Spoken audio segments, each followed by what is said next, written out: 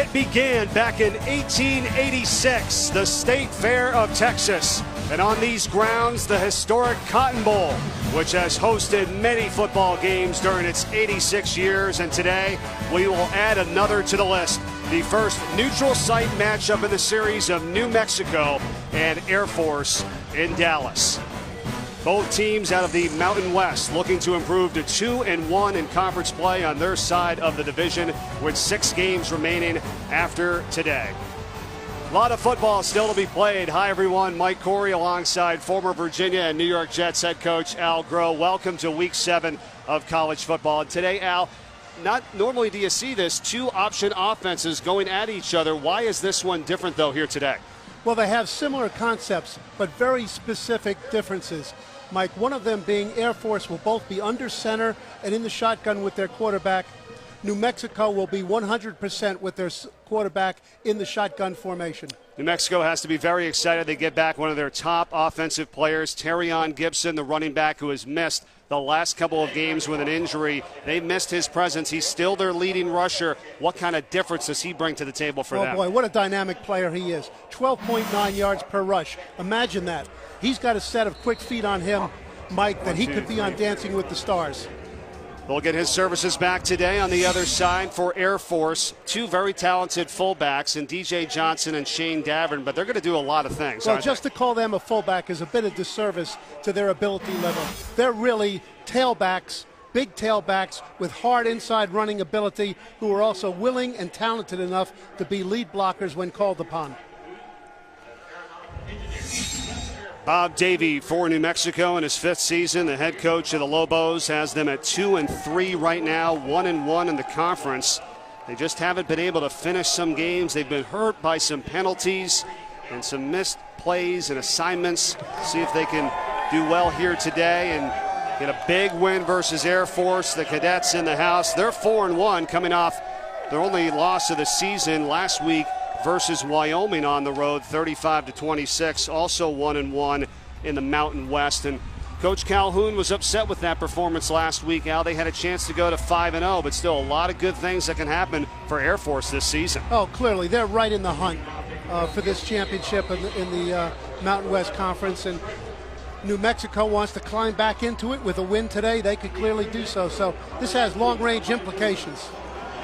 Luke Strable starts us off, and the kick almost out of the back of the end zone. It'll be 1st and 10 at the 25 for New Mexico.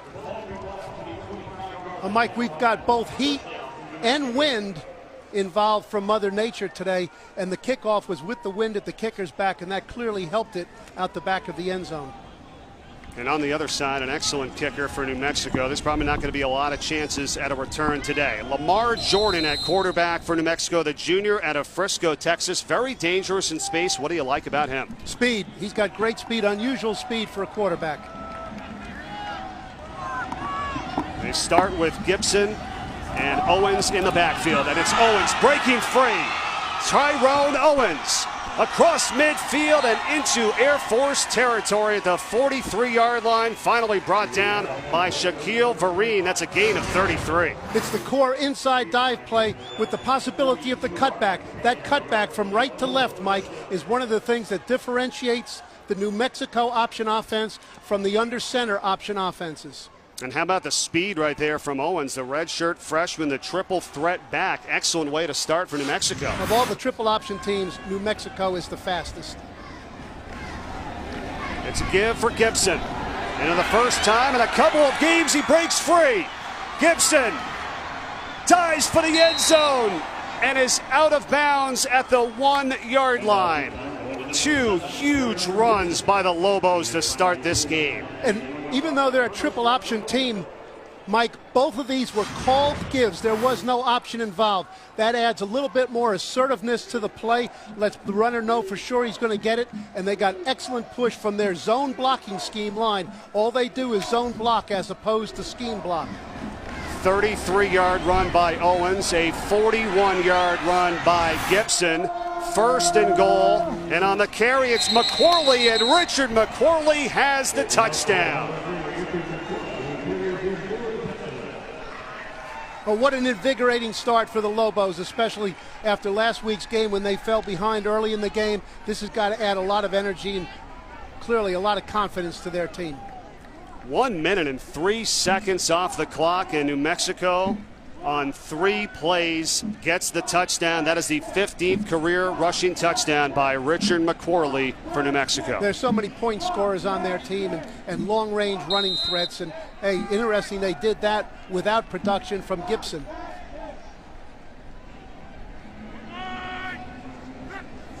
And that's textbook how you get it done. Jason Sanders has hit 46 straight extra points. New Mexico as a team with 78 straight.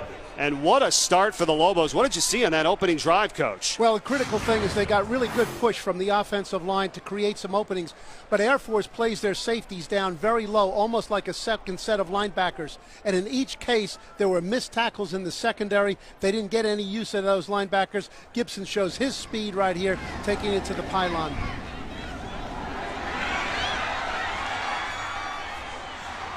Well, we said right at the beginning, Coach, about what they missed, and we were able to see it right off the bat on the opening drive by Gibson there, the senior out of Dallas, Texas. And New Mexico has 25 players on their roster from the state of Texas. Air Force with 28. You wonder, why is this game being played here? Great for what they've done with the players out of this state. Recruiting for Air Force. They've got a lot of recruits in the house here today, but it's New Mexico that gets off to the fast start. You're right, Mike. A lot of deep implications as to what this game can mean for each team. And hey, this is amazing. How can a guy with 12.9 yards per attempt add to that average? And he just did on his first carry. If he had qualified playing in enough games for New Mexico, because he's missed 2, he would lead the nation in that category. He's certainly up that total. And Tim McVeigh, a very dangerous return man for Air Force, and gets across the 25-yard line and knocked down there.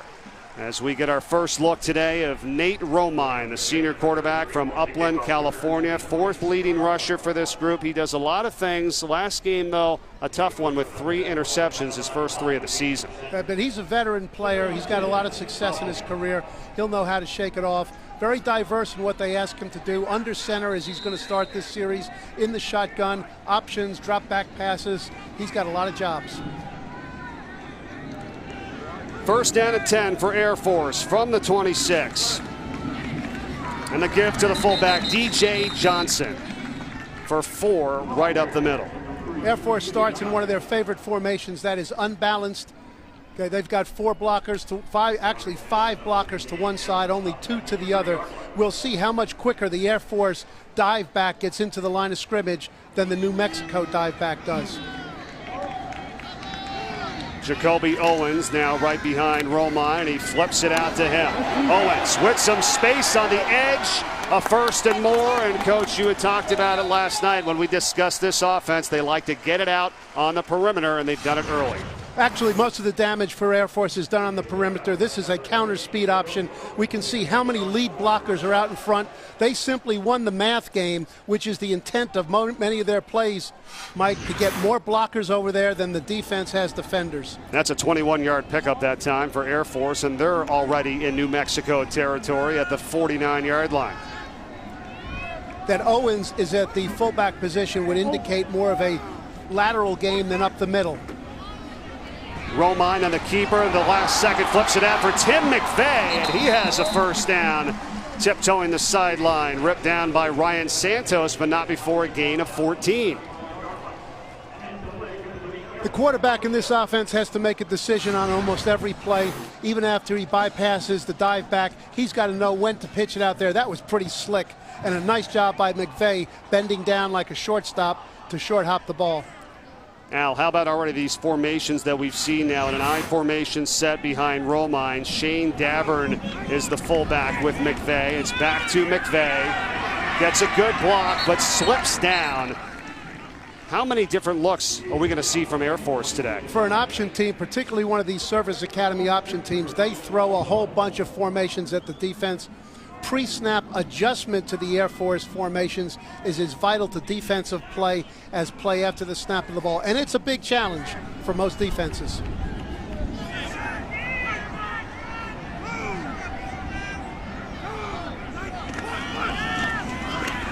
Give up the middle again, and a short pickup for Shane Davern. As we talked about Johnson and Davern as the fullbacks, Owens and McVay. How about another potential impact player today for Air Force on offense? Well, Air Force doesn't throw it too often, Mike, but when they do, they throw it deep. And the number one deep threat is Jalen Robinette. He's got a tremendously high average per catch, and they'll look for him for a knockout punch in the game. And that average leads the nation at 27.6 yards a catch. We also saw Dakota Cox, his headshot for New Mexico defensively, one of their best players, the senior linebacker. He's the inside linebacker, and it'll be a big matchup between him and DJ Johnson inside. Romine on the keeper on third down, not going to get close, picks up only one, and it's going to be 4th and 6 for Air Force from the 31. A lot of times in this field position, Mike, Air Force will go for it on 4th down, but this is a little bit of a stretch with it at 4th and a long 5 and a very reliable field goal kicker on their team. I was about to ask you that. You're right, Coach, and they're going to go for the field goal. It's going to be a 48-yard attempt, not quite at the 39-yard line. This should be the longest of the season here for Luke Strable, and he has it. Listen to this, 19 straight field goals by Strable. That is the longest active streak in the nation and a new Mountain West record.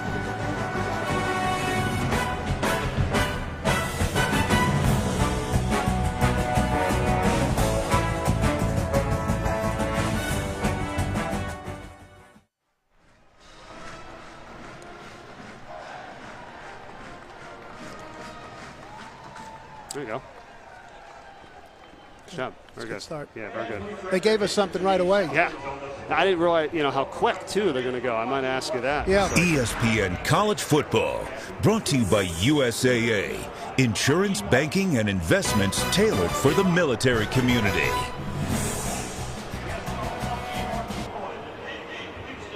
By USAA. Insurance, banking, and investments tailored for the military community. Here in Fair Park, the site of the State Fair of Texas. 7-3 right now. New Mexico leading Air Force early first quarter action. Al, you and I were going around the fairgrounds a little bit too. We got a good look at what's happening here. Boy, this is quite an extravaganza. Mike, just like everything that happens in Texas, it's big. Yes, it is. Well, so is Sunday mornings on ESPN. 10 a.m. Eastern, NFL Insiders. All the injury news, early breaking stories, followed at 11 with Sunday NFL Countdown. Both shows streaming live on the ESPN app and Watch ESPN. I know you're watching every week with your son Michael as the passing game coordinator for the Rams, off to a 3-2 start. And they're at Detroit this week. They are, and I'll be hustling home, try to catch every bit of that game that I can.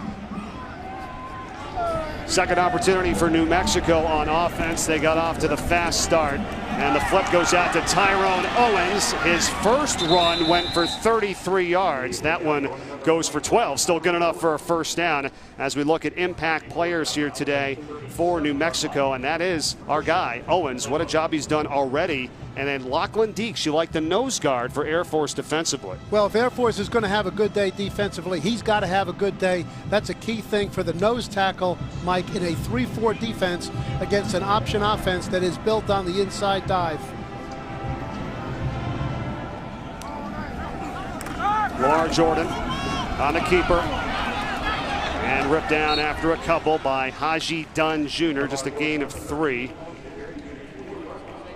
Offense, the #1 rushing offense in the nation with New Mexico, Coach. 354 yards coming in. Something has to give, though. The second best rush defense by Air Force in the nation. Yeah, this is a classic matchup. It's kind of like what they talk about now that we're in World Series time, Mike, about good pitching going against good hitting. How about this formation right now for New Mexico? Little triple stack here, old-time Pittsburgh Steeler formation. Jordan flips it out for Gibson. He has the first and more. Gibson down the sideline. No one's going to catch him. Touchdown, New Mexico. Hey, the speed that this New Mexico triple option offense puts out there, it's really incredible. They could put together probably a national contending 4x100 relay team. And that triple stack formation, Mike, all that did was mask the basic running play that they run out of their split back formation. But we could see there when the quarterback quickly pitches the ball to the speed backs, those defenders out on the perimeter, they just don't have enough time to get off the blocks against this speed. Bob Davies' group on fire to begin here today. Entering this contest, the longest run that Air Force, their defense, allowed was 32 yards. New Mexico has already exceeded that on 3 runs. 33 by Owens, 41 by Gibson, and then a 60-yard run by Terrion Gibson. How much have they missed this guy? He hasn't played in 2 games this season. They've missed this, and New Mexico leads it 14-3 early.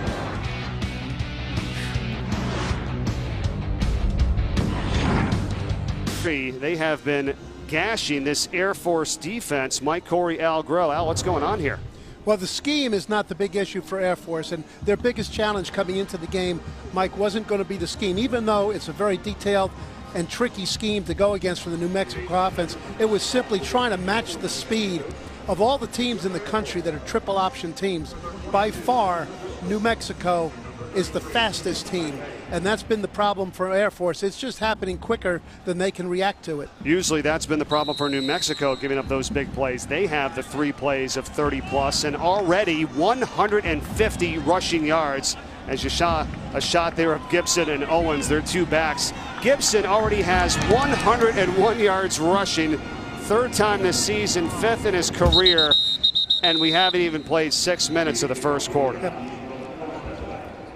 Yeah, just remarkable, and those teams that are true, dedicated triple option offenses, to differentiate, Mike, between the read option or zone read teams, these are true triple option offenses. They've got differences in specifics. Concept and purpose is the same, and as I just mentioned, New Mexico would win a track meet if it was conducted amongst those 6 teams. I count 3 of the 6 where you've coached at.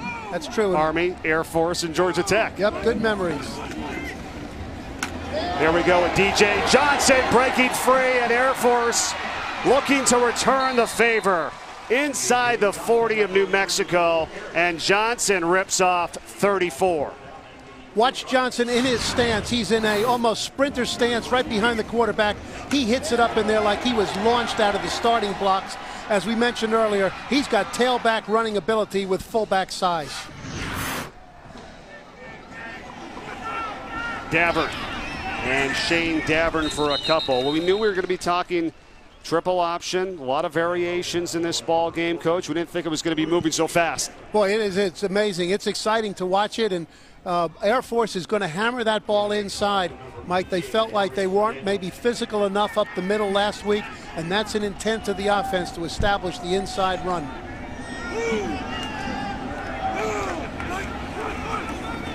Romine on the keeper and flips it out now for Jacoby Owens, who is going to be close for the first down. We'll see where they spot it.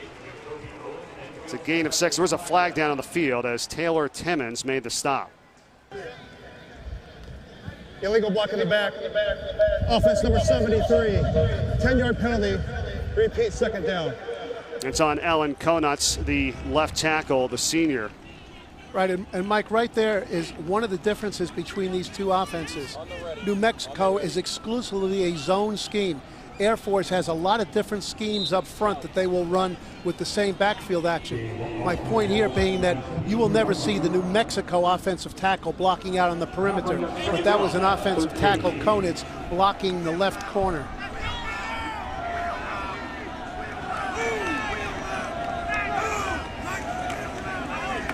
Romine again. Owens on the perimeter, as you've talked about. Owens, no one's going to catch him. Touchdown, Air Force. That's a 43-yard run for the score for the Falcons. Mike, movies of this game might have every team in the country switching to an option offense. Okay, this is quite remarkable, but again, a real reason for the play that gained every time Air Force goes to the perimeter. On that one, they had a lead. The slot was a lead blocker. They pulled the guard as a lead blocker. They had 2 wide receivers over there. Just too many blockers for the defense to deal with. Jacoby Owens with his 3rd rushing touchdown of the season and fastly moving up the ranks in Air Force rushing history. All right, the key thing here will be seeing the left guard pulling around, and he gets a block peeling back to knock off the pursuit, and then after Robinette pitches the ball, he's a complete football player, and he makes the block that sets it free. As we said, these wide receivers, they got to be blockers as much as they have to be wide receivers in this offense. That's why we saw him as having an impact without having to catch the ball. Well, and this is what we mentioned a few moments ago. New Mexico has had their struggles in this category. Now that's the 11th scoring play of 40-plus yards. That's the worst, the most they've given up in FBS. They're going to have to get that correct. I know they've been working on that hard all week. They knew what kind of offense they were going to go against. Play on the perimeter is just so tremendously challenging for a defense, particularly when they only see it once or twice a year. Well, you had said it, Coach, there with Robinette, that wide receiver with that great block. Full-time blocker, part-time receiver. On the return, this is Elijah Lilly for New Mexico. Lilly had a gap and gets to the 35-yard line. He's taking the kickoff returns if they're able to, if they're not out of the back of the end zone, to save a little wear and tear on Gibson, whose first game back in a while. 30-yard return for New Mexico. And now their chance to counter. 14-10 first quarter. Rack up the points here today. New Mexico ran their first series with one back, a tight end, and three wide receivers. The second series they switched to two backs. Now let's see what they come in this time. This time they're going with the same two-back grouping, but a different alignment with a fullback in the blocking position. Jordan keeps it. Lamar Jordan first down and scoots out of bounds into Air Force territory. That's a gain of 18 yards. Coach, we've had 17 plays already in this first quarter. They've all been runs, and we are just a few yards shy of 300 total yards by both teams already. Quite remarkable. And Mike Gibson went to the sidelines after that play. Didn't appear to be anything but a normal substitution. But that doesn't decrease any of the speed that they have on the field. Darrell Chestnut checks in, number 20, with Richard McQuarley, who had the touchdown run for New Mexico. And it's to McQuarley, and he's bottled up. Maybe a half a yard. Solid play that time by the Air Force front. Well, interestingly, one of the main tacklers on there was safety Weston Steelhammer, and that's because, as we said, they use him almost like a second-level linebacker.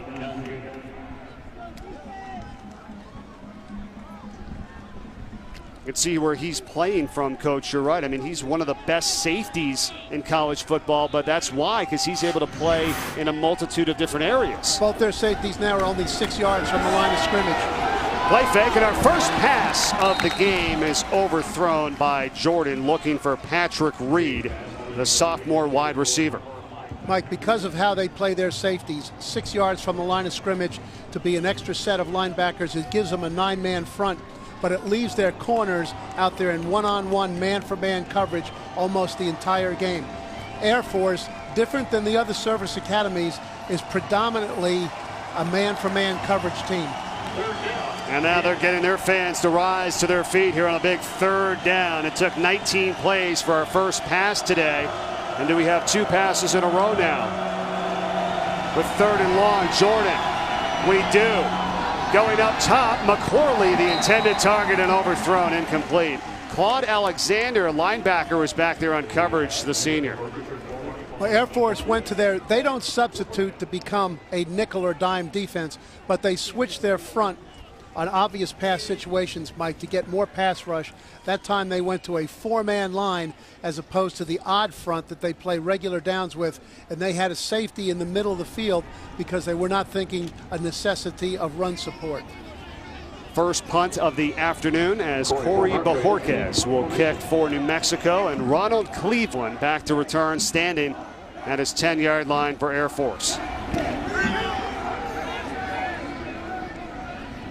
Fair catch at the 11, and we'll take a timeout. Air Force will start deep, down by 4. We're still in the first quarter in Dallas.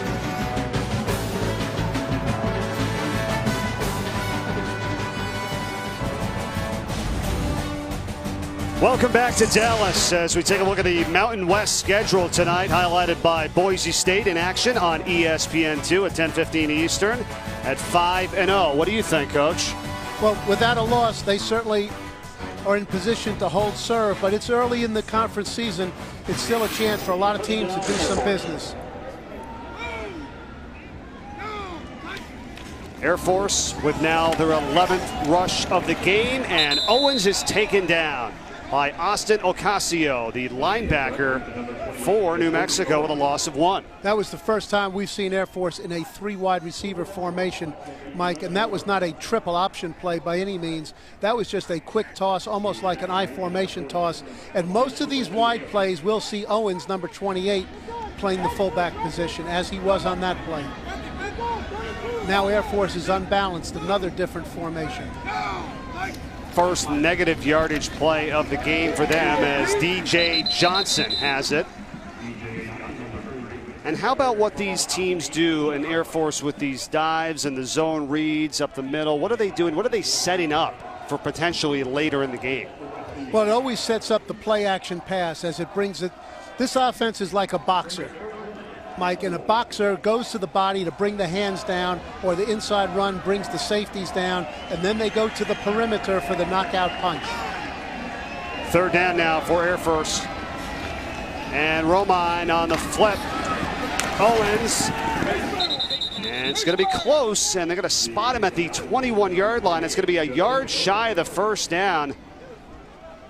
And it's punt time for the Falcons. Didn't get enough. Well, that was a real wrestling match out here on the corner with the block and the wide receiver on Henry, and Henry won it really at the last minute, but it was excellent effort on his part. He fought off the block and stopped the 1st down run just short of the sticks. And now the first punt today for Air Force and Steve Brosi. Chris Davis Jr. takes him back to his 25-yard line.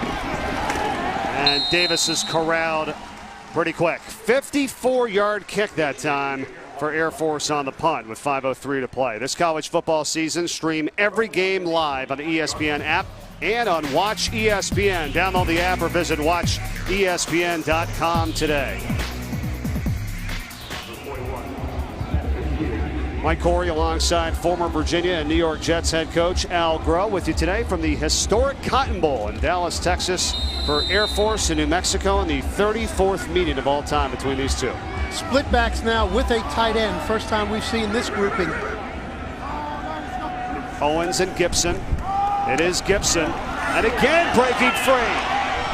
Another 1st down run by Terrion Gibson, who is well over 100 yards rushing already in this 1st quarter. That's a gain of 15. Gibson's lined up on the right. He starts over to his left, but once again cuts back against the grain of the defense. This is a feature of the triple option offense out of split backs with the quarterback in the shotgun. That is the cutback by the dive back that's more readily available for New Mexico than it is to Air Force. 116 yards rushing already for Gibson. That is now 6 runs of 10+ yards by the Lobos so far in this 1st quarter.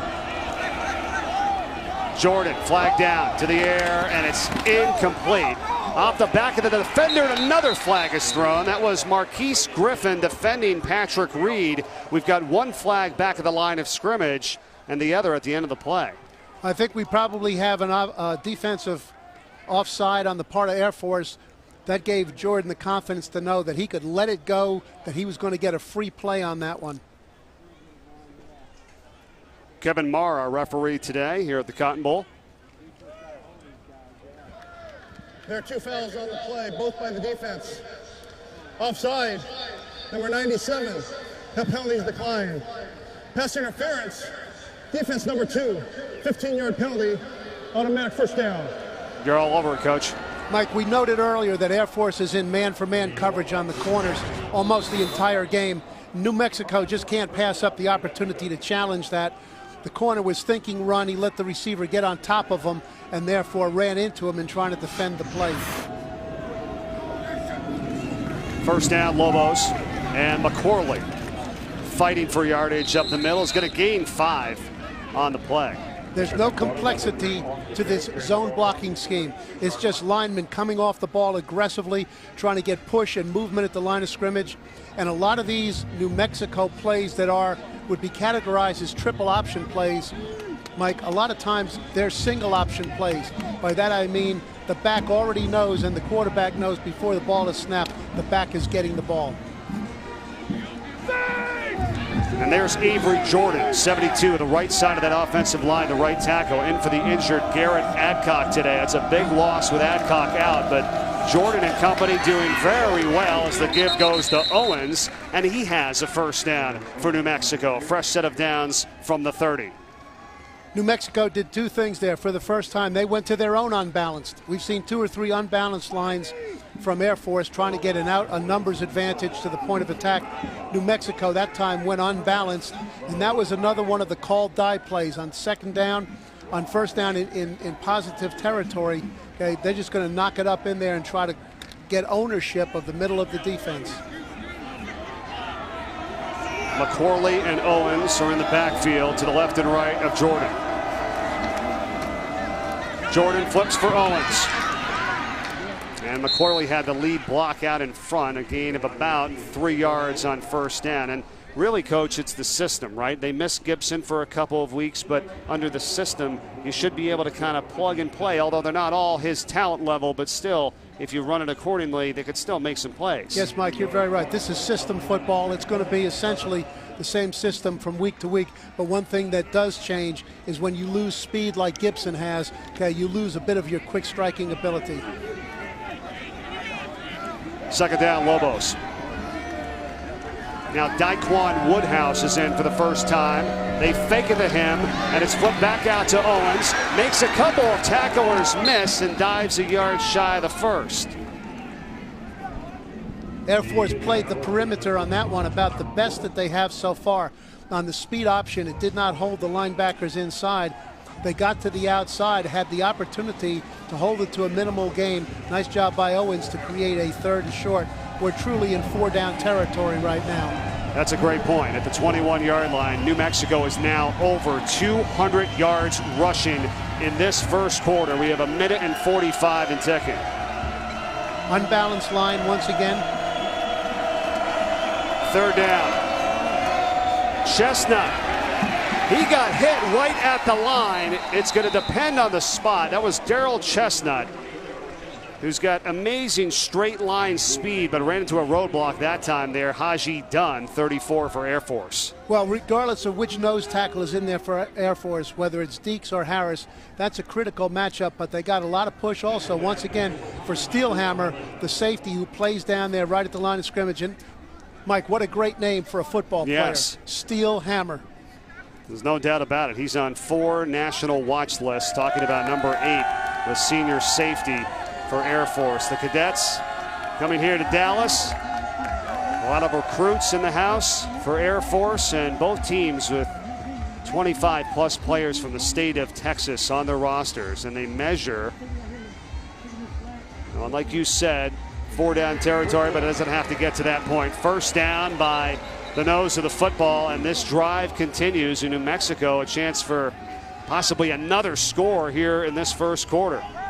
Well, they just missed their turn the last time, and crazy as it might seem, this is one of those games. You better not miss your turn because the other guys are coming right back at you. And Bob Davies' group has been up big earlier this season in other games. They were leading Rutgers 21-0 early in a contest that they ended up losing. So he knows there's no chance to sit back here, especially in this ball game, as Air Force struck quickly on a big run themselves today already. First down, McCorley. And Coach, even if you're there on the tackle and you get your read, you make a play, it's still a 4 or 5 yard gain. That's another 4-yard run that time by New Mexico. That was very nice, determined running by McCorley. There really wasn't too much there, but he just kept his legs grinding, working forward, and they've got themselves in a very positive second down situation. McCorley leads this team with 8 rushing touchdowns. He had 7 all of last year in 13 games, so he has the 1 score today. Gibson and Owens in the backfield now on second down with McCorley. And they're ready for him this time. It's going to set up a 3rd and 6. No gain on that second down play with just 22 seconds left in the first. Real nice play by inside linebacker Grant Ross, who literally jumped over defenders and blockers who were lying on the ground to make contact right at the line of scrimmage. And that's going to be the last play of the first quarter, and what a first quarter it's been. New Mexico and Air Force here in Dallas, Texas today. Air Force has won 9 of the last 12 meetings. You've got the #1 rushing offense in the nation in New Mexico, and they're showing why. Gibson's already over 100 yards, and the Lobos lead it as we go to the second after this. Texas 31 plays in that first quarter with 29 runs and 345 rushing yards. Coach, is that what you expected today? Not to that degree, I must say. Maybe for the full game, right? Or a half. Unbalanced line, 3 wide receivers to the left. It's a big third down to start the second quarter for New Mexico. Jordan, option, gets it out. Damian Gamblin, touchdown, New Mexico. Slick use of formations. Okay, they started off unbalanced left between the motion by the tight end and the motion by the wide receiver. They ended up balancing it out, actually getting more blockers to the right. But what a slick pitch by Lamar Jordan with pressure in his face, and then it was just speed all the way on Gibson's part. Now they're going to take a look at this. He hit the pylon there with the ball and Gamblin, and it took the official a moment to signal touchdown. He got it over the line and hit the pylon. Here it is. Let's see. Did the ball get knocked out before? Ooh, this is going to be close, Coach. It looks like it might have been, Mike. And you know, players watch TV, they see Sports Center, they like football, and this diving for the end zone with the ball extended is a recent phenomenon. And there's so many cases where it's not necessary, and that was one of them right there. He was going to win the race to the pylon. He exposed the ball unnecessarily. Great pursuit from the inside. A player never giving up on the play. Might have cost them a touchdown.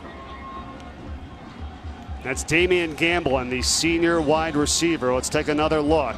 Was the ball knocked out before it crossed the goal line or touched the goal line? He goes for the pylon here.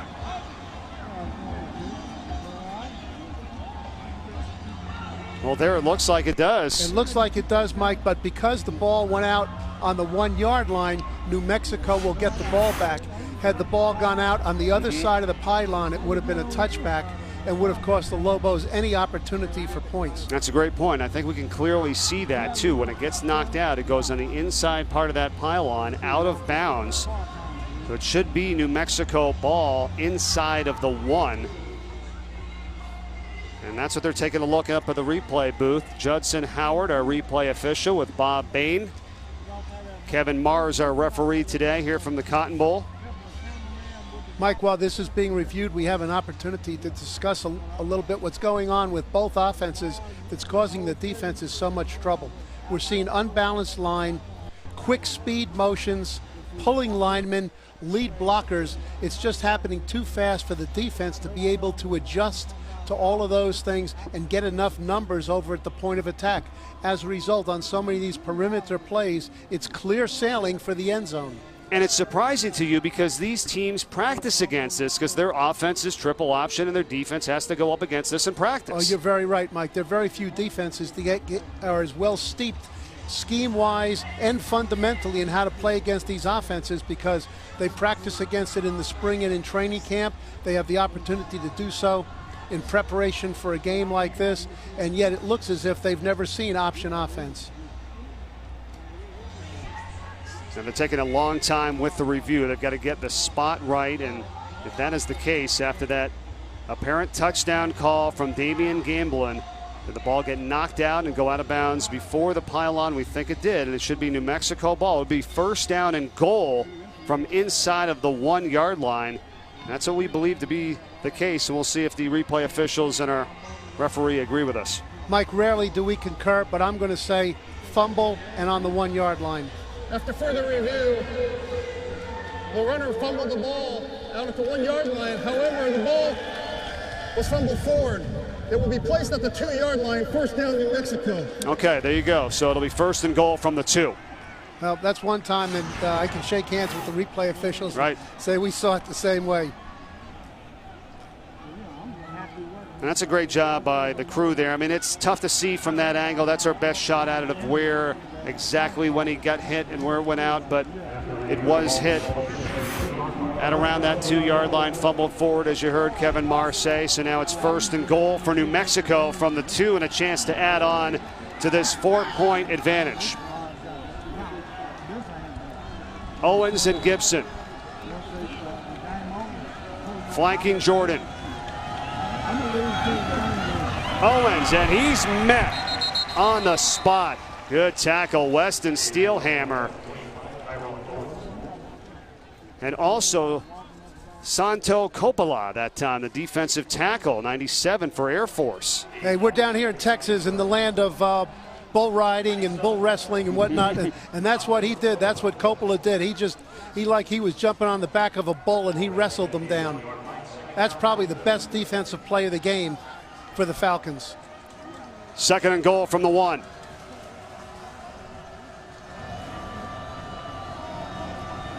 Gamblin's in motion, give to Owens, and that is going to be close, and he's just shy.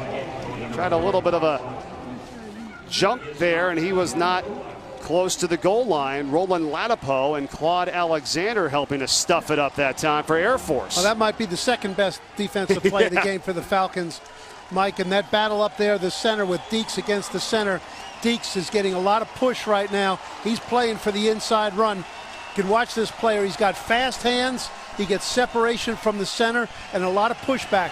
That's the nose tackle, Deeks, number 54 on this play. Almost 6.5 minutes of this drive dating back to the 1st quarter. 12th play will be 3rd and goal. And we've got a timeout by New Mexico. Timeout New Mexico. They're first. 3rd and goal for the Lobos when we return.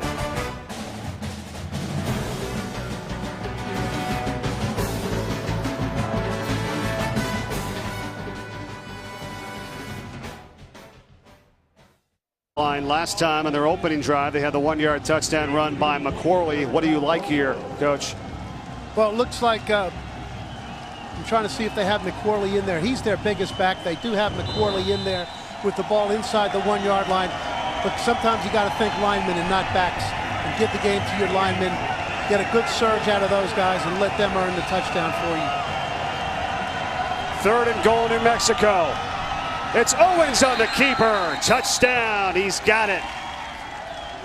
Owens went in there like a dive bomber, as if he was in the Air Force. Went in there low for the goal line, but they did use McSorley as a lead blocker, which they had not done on the previous plays. So now Richard McQuarrie, Terrion Gibson, and Tyrone Owens all have touchdowns for New Mexico. McQuarrie comes across a formation from left to right. There's a defender who's slanting from the outside, and he seals that defender to make sure there's no disruption, with Owens going directly down for the goal line. How about the big plays by New Mexico in this ball game? 21-10, 4 possessions, 3 touchdowns, 224 yards. Gibson just in an inside running play. Okay, he can do it inside, he can do it outside, but he does a nice job of cutting back, finding the crease, reaching for the end zone. Owens had a 33-yard run to start the game. You saw the 60-yard touchdown run by Gibson, and Gibson back at it. There's the pitch. You can see there's very little competition for the perimeter. Gauchi has an excellent block, overwhelming the defender to the outside. Not a bad drive chart to start when you go and review this game, right? Pretty exciting if you're the offensive play caller. You can call them like that with opportunity for it to break at any particular time. Big game for New Mexico, trying to even their record at 3-3, improve to 2-1 in the Mountain West. Air Force started the season 4-0. They lost last week at Wyoming, a team that's on the rise in the conference, as we have Tim McVeigh back to return the kick with Brian Driscoll for Air Force. And like many of the Jason Sanders kicks this year for New Mexico, no chance at a return. How about tonight on ABC? Number 2, Ohio State, 5-0 against Wisconsin, 4-1. Only the second time in 9 years Wisconsin at home has been an underdog. Game day was there. Corso picked Ohio State. Wisconsin was close versus Michigan 2 weeks ago. They've had a long time to prepare, Coach. They don't need any more ammunition for this one, do they? Well, those Buckeyes, they went on the road and they beat Oklahoma in a tough environment. They look like a pretty powerful team. Hard to go against the Buckeyes this year. Ohio State has beaten all of their opponents by 20 or more points, so we'll see what happens tonight. Up the middle for Air Force and DJ Johnson, gain of 4. What do you think on this series here as the Falcons find themselves in an early hole by 11? Well, their game plan has worked well. There's no need for them to change their plan on offense, Mike. It's defensively where they need some adjustment. They got 2 big receivers out wide on each side where they have a mismatch as far as blocking is concerned. They'll be sound on the perimeter. DJ Johnson's been a hammer up the middle so far. They're going against a true 3-4, but 1 linebacker defense here. Again, Johnson, and taken down at the 35-yard line by Dakota Cox. And there's that boxer's mentality by offensive coordinator Thiessen and head coach Troy Calhoun. They're going to keep pounding at the body until the hands come down. Good enough for the first down run for Air Force from the 35 now.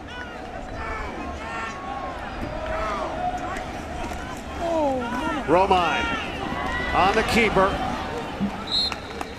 And on the tackle, Johnny Williams, defensive lineman. Gain of 7, though. Nice play by Romine. We saw DJ Johnson's versatility. He was the lead runner on the previous 2 plays. On that play, he was the lead blocker out on the perimeter for Romine on the no-fake option. Wasn't a triple option, Mike. It was a double option. Quarterback keep it or pitch it to keep their fullbacks fresh. Now they've made a substitution. Johnson's on the sideline. McVay is back there.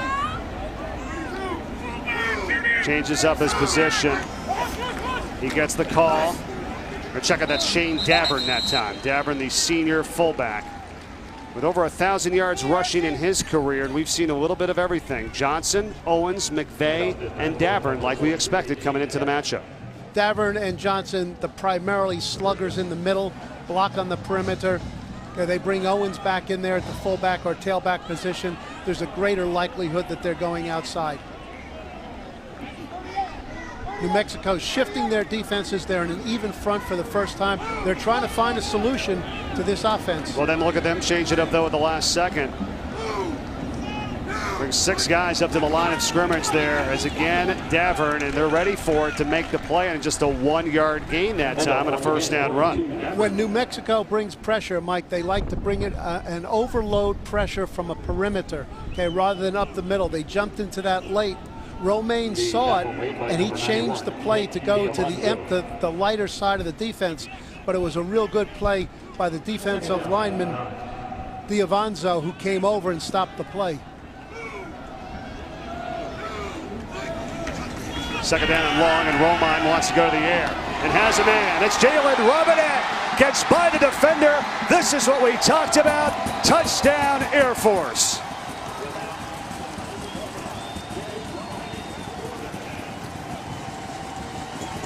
Well, just as Gibson has a tremendous yards per carry number, average number for New Mexico, Robinette has an unbelievable yards per catch number for Air Force. Okay, just a simple little curl pattern thrown by Romaine, not like an option quarterback, but by a real passer. Stuck it right on his chest. It was like the ball had Velcro on it, Mike, and a real nice job of whirling to the outside and sprinting for the end zone. Al, first pass of the game for Air Force, and it's a good one. Touchdown to Robinette. His 100th career catch. Good for his 16th career touchdown. And Air Force right back in it, down by only 4.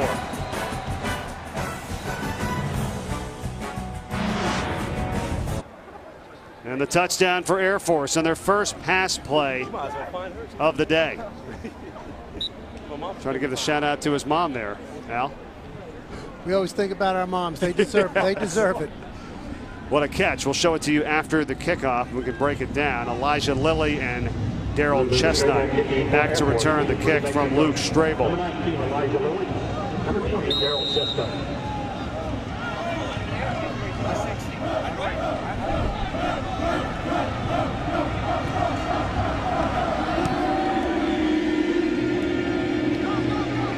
Lilly with a chance at the return from his own 2-yard line. Gets a burst of speed. Still on his feet with a solid spin move to the 40-yard line as we go back to the touchdown on the 53-yard pass from Nate Romine to Jalen Robinette. Well, Mike, Romine was a lot more accurate with his pass than I was with the pronunciation of his name. But it's still a heck of a play. And we can see real awareness on the part of Robinette. He knows that the defender's coming up on his outside.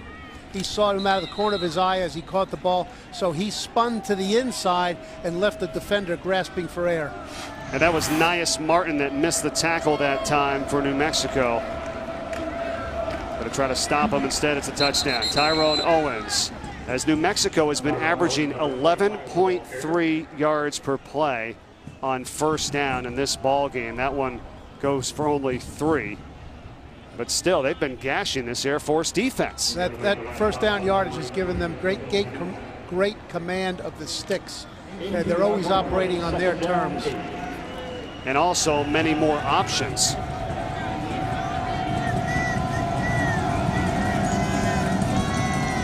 Jordan on the keeper across midfield. Lamar Jordan. And they have to track him down. And it was Grant Ross finally that caught up to him, but a 32-yard run by the New Mexico quarterback. New Mexico runs a signature option play here. Fake to the dive back, pull the ball. He's got a pitch back out there, and he puts the defender in a quandary. He doesn't know who to play. It's like playing a keep-away game. Come close to the quarterback, I'm going to pitch it. Stay out there wide, I'm going to keep it. And Jordan's speed is such that he's a true running back when he has the ball under his arm. I'm surprised by the holes and the gaps that you have here today with New Mexico now with 40 plays of 30-plus yards. McCorley is going to get held up by Shaquille Vereen and Brody Hicks. The key to that stop was both safeties got unassisted tackles on that. Without the safeties down there low, Air Force would have an even greater difficulty than they have right now. That leaves their corners out there one-on-one. But with Lamar Jordan at quarterback, they're not under great duress. Okay, should they make a quarterback change, get their passer in there, that might change up a little bit.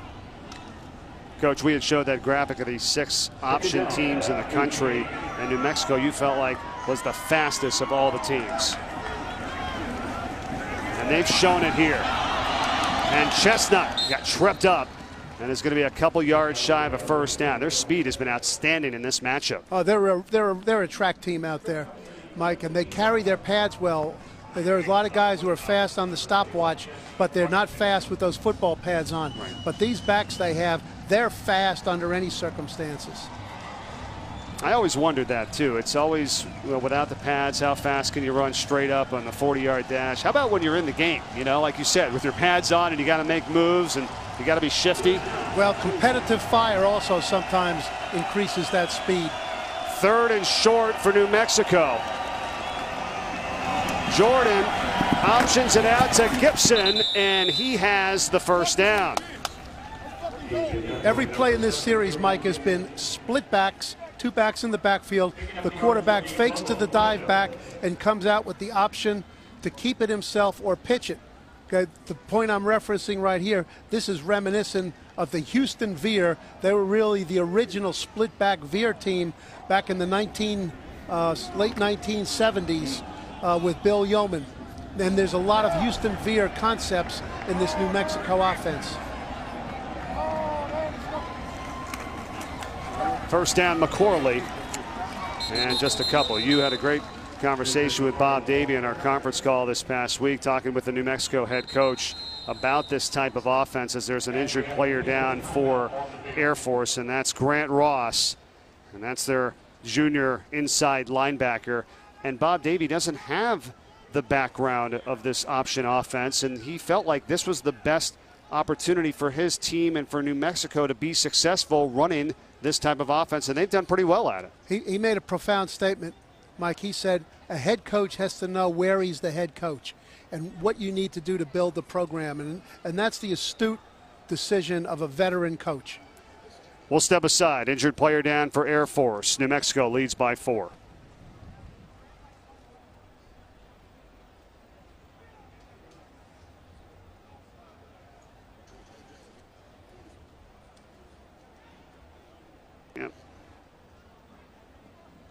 All right, who's in there for him?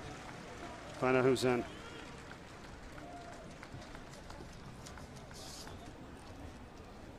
What do you think? Well, now he's always in. It's a linebacker, 44.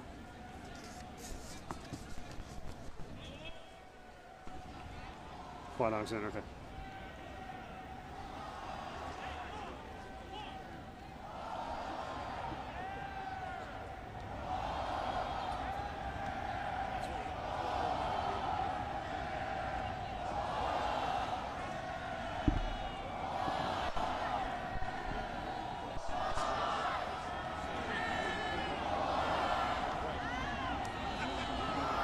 Okay.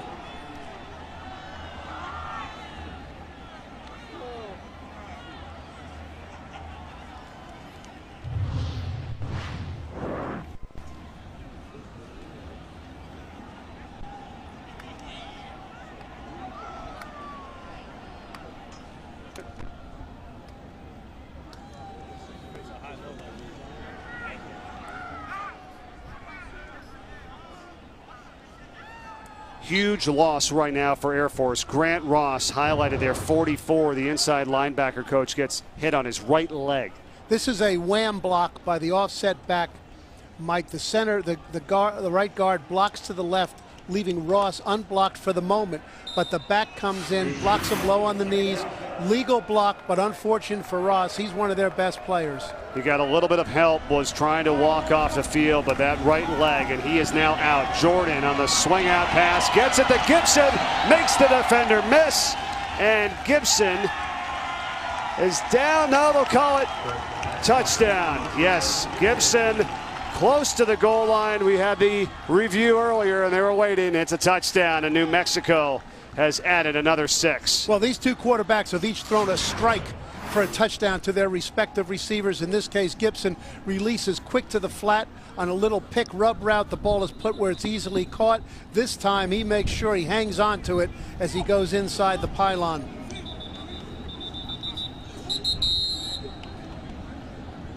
Oh, and as they should, they're going to take a look at this again as well. So Gibson with what would be his second touchdown of the day. Yeah, when Gibson's around this pylon, when Gibson's around this pylon, Mike, he's given us a lot of things to discuss. He certainly took better care of the ball that time. He had it up high and tight, okay, up against his right shoulder pad. It was just a foot race to the pylon. This is two defenders on 2 plays that the Air Force has had down. The way things are going for them, they can't afford to be losing any of their defensive players.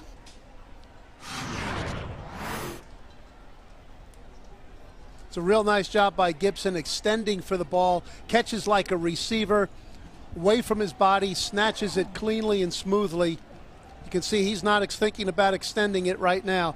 He's going to try to get his pad down and get inside the pylon. That foot looks like it stays in bounds right there, right before the goal line. You see the officials conferring with each other. Did he stay in? Yes. And that one says, I've got him over the line, and it's a touchdown. But they're taking a look at it upstairs. 6:49 to play in this first half. A 4-point lead for right now.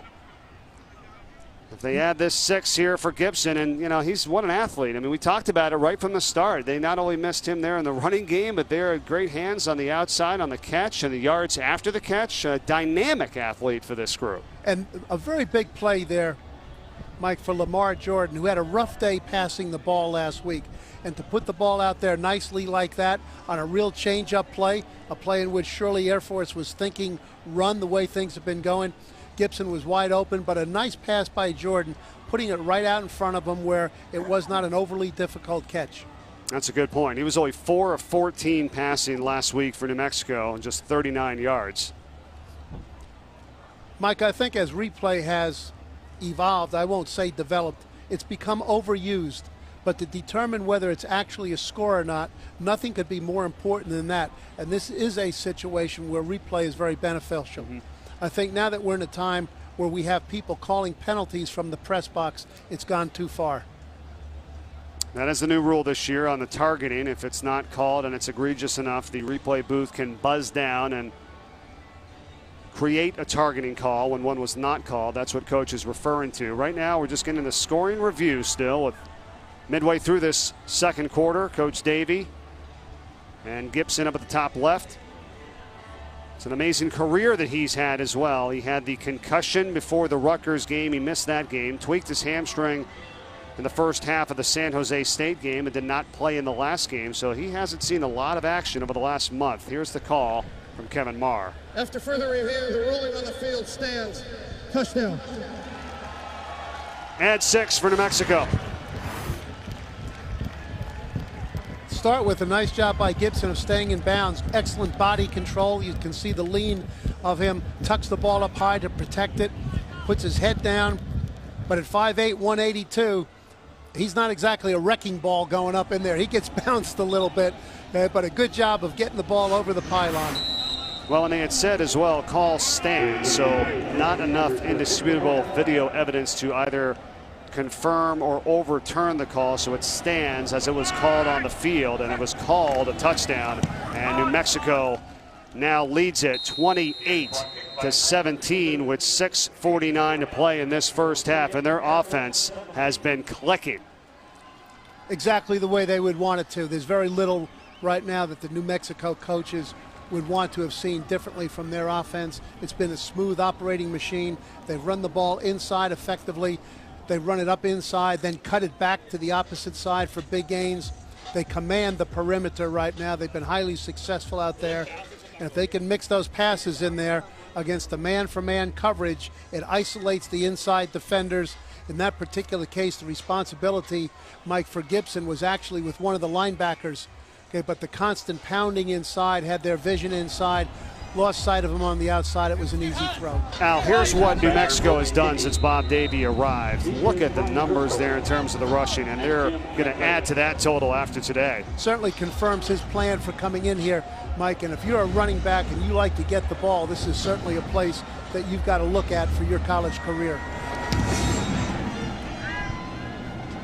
Another touchback off the leg of Jason Sanders. Coming up tonight, 8 Eastern on ESPN. SEC West Showdown. Number 12, Ole Miss, and number 22, Arkansas. They're coming off that loss to Alabama. Ole Miss was off a bye. Arkansas, coach, going to get that run game going, take a little pressure off quarterback Austin Allen. We shall see. They've won the last 2 matchups versus Ole Miss. One thing Austin has shown all year long is as teams have tried to blitz him, he's had remarkable success in beating the blitz. That's coming up tonight at 7 p.m. Eastern on ESPN, also streaming live on the Watch ESPN and ESPN app. We see the core Air Force offensive formation. Romine under center. And the give up the middle for just a couple here on first down as they are down by 11.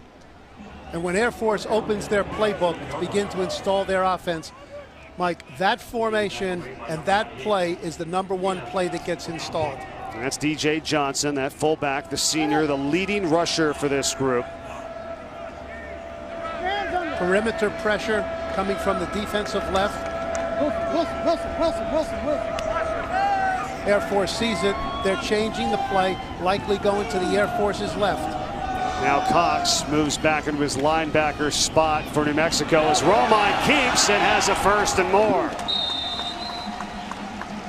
Boy, some nifty footwork on Romine's part. He changed the play. Nice job by New Mexico, holding it, baiting him into going left. But Romine, with his footwork and quick decision, made it work to Air Force's advantage.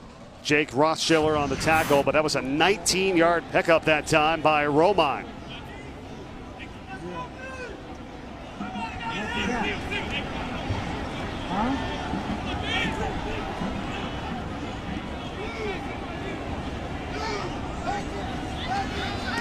Play fake. Romine with time, unloads it, and a catch by Robinette again. And this time he's brought down on the spot. And that was Nias Martin, who was on coverage, who's the one that missed the tackle the last time on the touchdown play. This time he corrals him. Deep play action fake. Romine fakes it as if they're coming out of the I formation. Robinette goes down, not with a distinct move, but with a little nod and head fake, which is what really good receivers do. breaks out to the right, and the ball is laid out there beautifully in front of him. He can use his body to box out the defender. And we should make note that the cornerback for New Mexico, Isaiah Brown, is out of this ball game. A really good player for them. Got injured on a deep ball last week, a high ankle sprain, so they're missing some pretty good coverage in the secondary. They have to pick up the slack. And now here's a wide open man, and that's Davern on the catch for Air Force to the 15. Out of the backfield on that one, Al. Right. He came out of there on a route that is often referred to as a pipe route. That is, he's going to release straight up the middle as if he's running right up the pipe. The defense never saw him. That's frequently the intent of that play, Mike. And Air Force has opened this up with two non-option pass plays. One off an I formation run fake. That one off a true drop back pass. Those are two plays that fall into the category we talked earlier about. What are the things that make the Air Force option offense different from many others, particular from the other service academies? It's the things that they have in their passing game that are a big part of that. And this isn't good for them. Jaden Boatwright, the other cornerback, hurt on this play for New Mexico.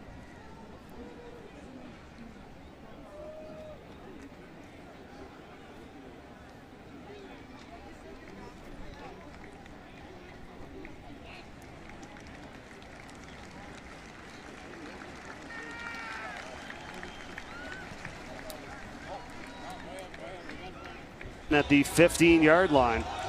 Big play to Shane Davern just moments ago up the middle of the field, the fullback. A big catch.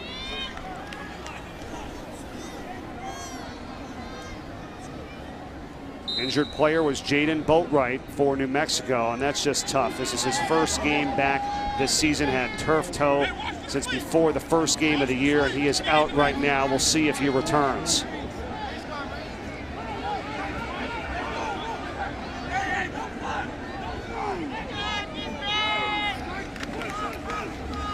Davern off to the right side for a few. So let's go back to the play to Davern. You got one-on-one coverage on the outside, coach, and the middle's wide open. Well, there's three things in play here. Okay, one, New Mexico is playing a split safety defense, so there is nobody lined up in the middle of the field. And then the type of coverages that teams play against the wishbone offense has nobody assigned to the fullback. So a nice job of game planning by the Air Force coaches. Second down, Jacoby Owens gets the call this time. Owens slithers inside the 5. Got hit by Kimmy Carson, the linebacker for New Mexico, but it's good for the first down. And New Air Force with 1st and goal coming up. Another play there, Mike, that distinguishes the Air Force offense. That was not an option play. That was an old-fashioned power play. Block down with the tight end, pull the backside guard, lead up with the fullback. That was straight power football. You'll see a lot of that in the NFL. And the versatile Owens can do so much for this group. 1st and goal for Air Force inside the 5. And they call a timeout. And we'll step aside with them. 3:38 to play first half. Back in a moment. Timeout, Air Force.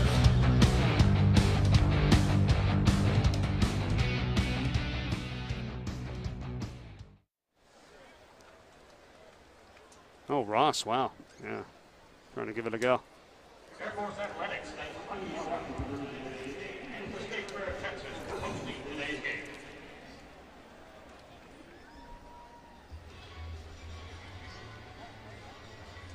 Okay.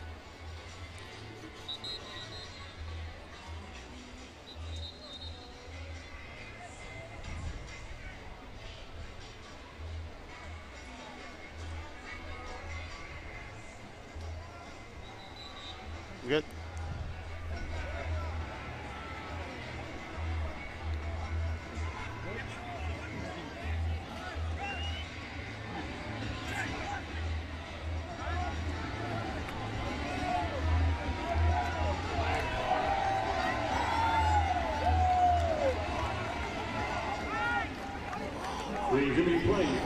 First down and goal for Air Force late in this first half from the 4-yard line.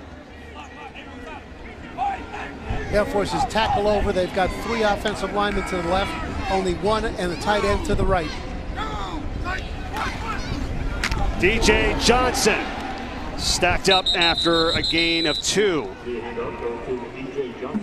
Mike, we could hear the pads clash up here. Okay, that was runner against linebacker. Okay, that was smash mouth football on that one. Donnie White there, the senior. Now this is a circumstance, Mike, where the Air Force sometimes likes to go to the perimeter either with the toss play or a quick bootleg to the right. That's the short side of the field. Owens, the deep back. And it is Owens, and he's going to be shy. Stopped at the 1-yard line. 3rd and goal on the way. Once again, power football. Okay, double team at the point of attack, pull the backside guard. But the New Mexico defense was up to the task right here. Very physical defense. Nice job by Henry and the linebacker Cox, pulling him back away from the goal line. Air Force has to go for it here right now. Field goals aren't going to keep them in contention. Romine under center. Johnson runs into his own man, and he's not going to get it. Right into the back that time of Alex Norton, the offensive lineman, and you think they got to go for it here? Oh, very definitely.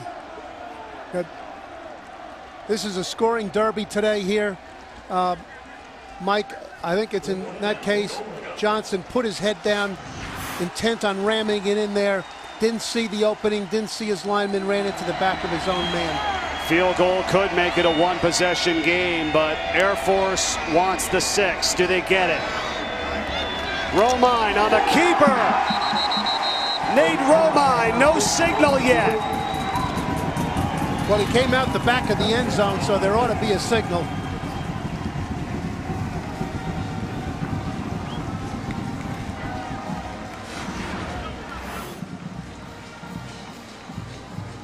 Well, he did. You're right, Al, and it is a touchdown, although everybody was looking around, the officials, and Romine.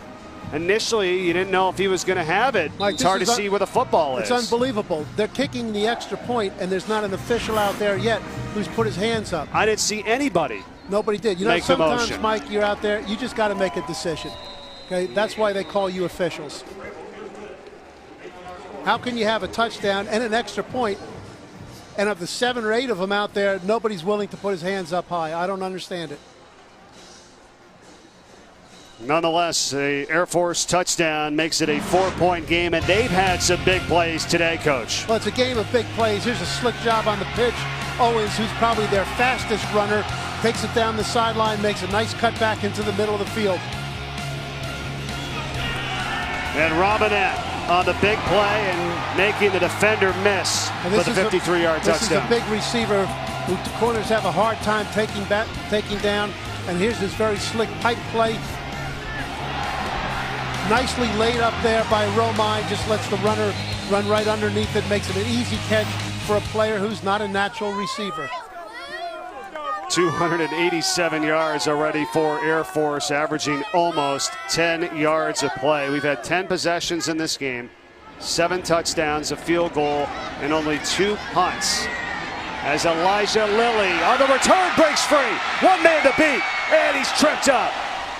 Lilly, and saving a touchdown that time was Robert Bullard for Air Force on special teams. Lilly has been spectacular with his kickoff returns, every one of them up the right sideline. This is a scheme return with a double team on the outside and a kick in on the inside. Creates a nice running lane for him. Changes the whole complexion, Mike, of how New Mexico wants to run this this end of the half series.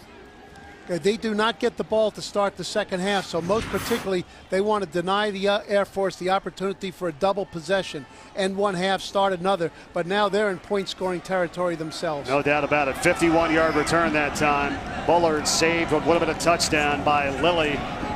And now Jordan, and he's brought down in the backfield. That's Samuel Byers that time, the defensive tackle coming in. We haven't seen many negative plays today, but that one's a loss of 3. They left Samuel Byers unblocked, as is often the case in the option offense. He played like a guy who's seen options before. Okay, broke to the outside and really just clipped the heels of Jordan as he tried to get to the edge. New Mexico has had 1 tackle for loss today, and that is Air Force's first TFL this afternoon. Second down and 13. Jordan going up top as a man wide open. And the catch for the touchdown is Q Drennan. The redshirt freshman wide receiver, his second of the season. A slick call from Coach Bob Davies over on the sideline. Fake the dive play, a true triple option play action fake. The receiver was lined up on the right. Mike, he came and stalked the defender as if he was going to block him only momentarily, then ran a post pattern into the middle of the field. And Jordan just laid it up there softly, didn't rush it, showed a lot of poise. 2 touchdown passes for him as a thrower. Got to be a great confidence boost. Oh, what a percentage. 2 of 4 with 2 touchdowns. A 45-yarder to Drennan.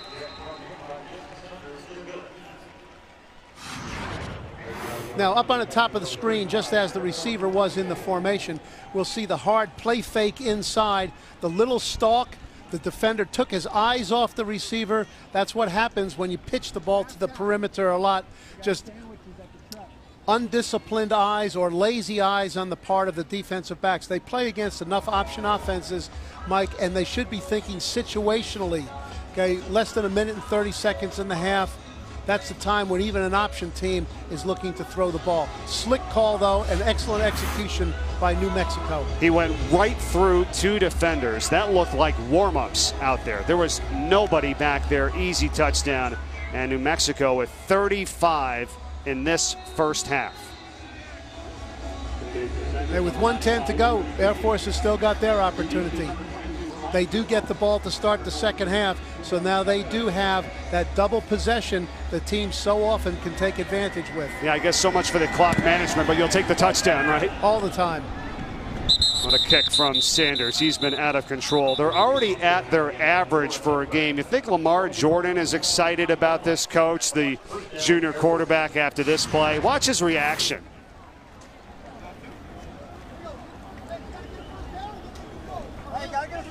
You know, Mike, and he could probably be an official, too, because he put his hands up signaling a touchdown. Yes.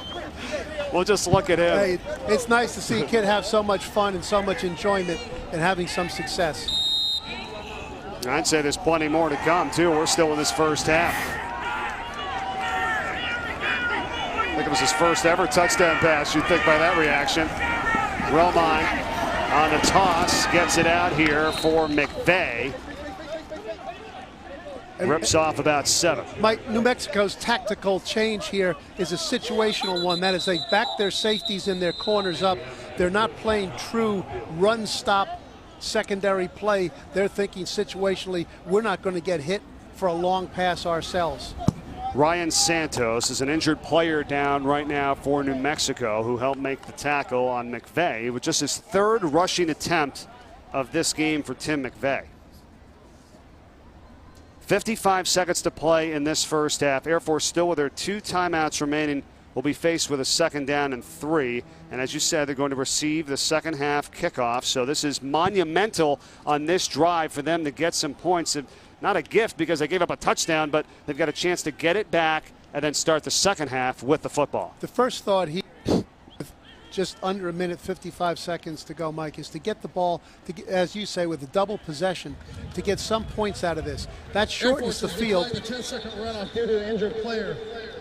That shortens the field, all right, and get the ball down to the 30, 35-yard line and at least have a shot for a field goal. If you get it there with time remaining, then there's the opportunity to push it in there further. With all of their timeouts, I'm a little surprised that Air Force didn't use one of their timeouts right there to prevent the 10-second runoff, because time is precious in this circumstance. It might indicate the fact that they're going to be less aggressive for the end zone.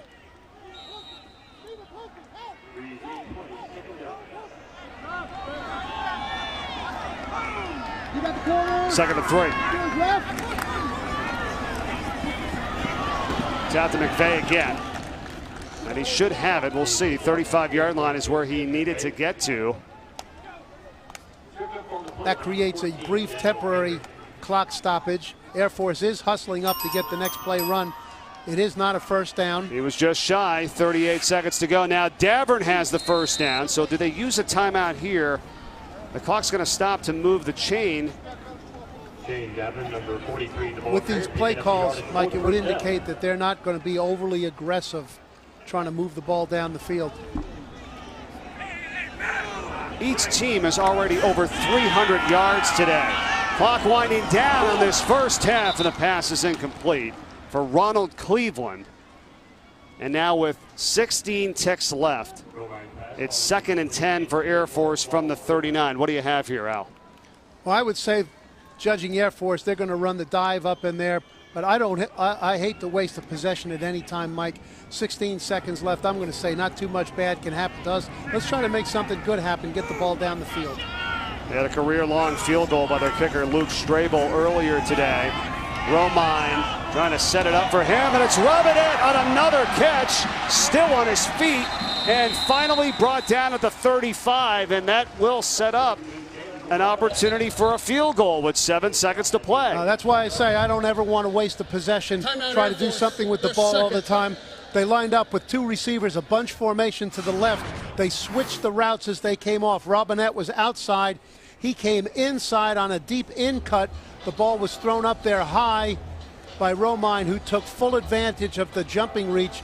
For Robinette to go in there against a 5'10" corner, Mike, that's like a power forward in the NBA taking a point guard down into the paint and throwing the alley-oop. He's got such a tremendously big radius, catch radius, that these corners can't compete with. That's a great analogy. We're here at the State Fair of Texas today in Fair Park, and this has been going on since 1886. All things Texas here at the State Fair from September 25th through October 18th. A few more days to go. I was asking if you wanted to do this before the broadcast. You denied. We had some time. I get a lot of goading from my wife to get on the roller coaster, Mike, and it's been about 60 years since I had a good roller coaster ride, and I'm going to keep it that way. It's been a beautiful day here today as well, and a lot of people enjoying the festivities and the scenery.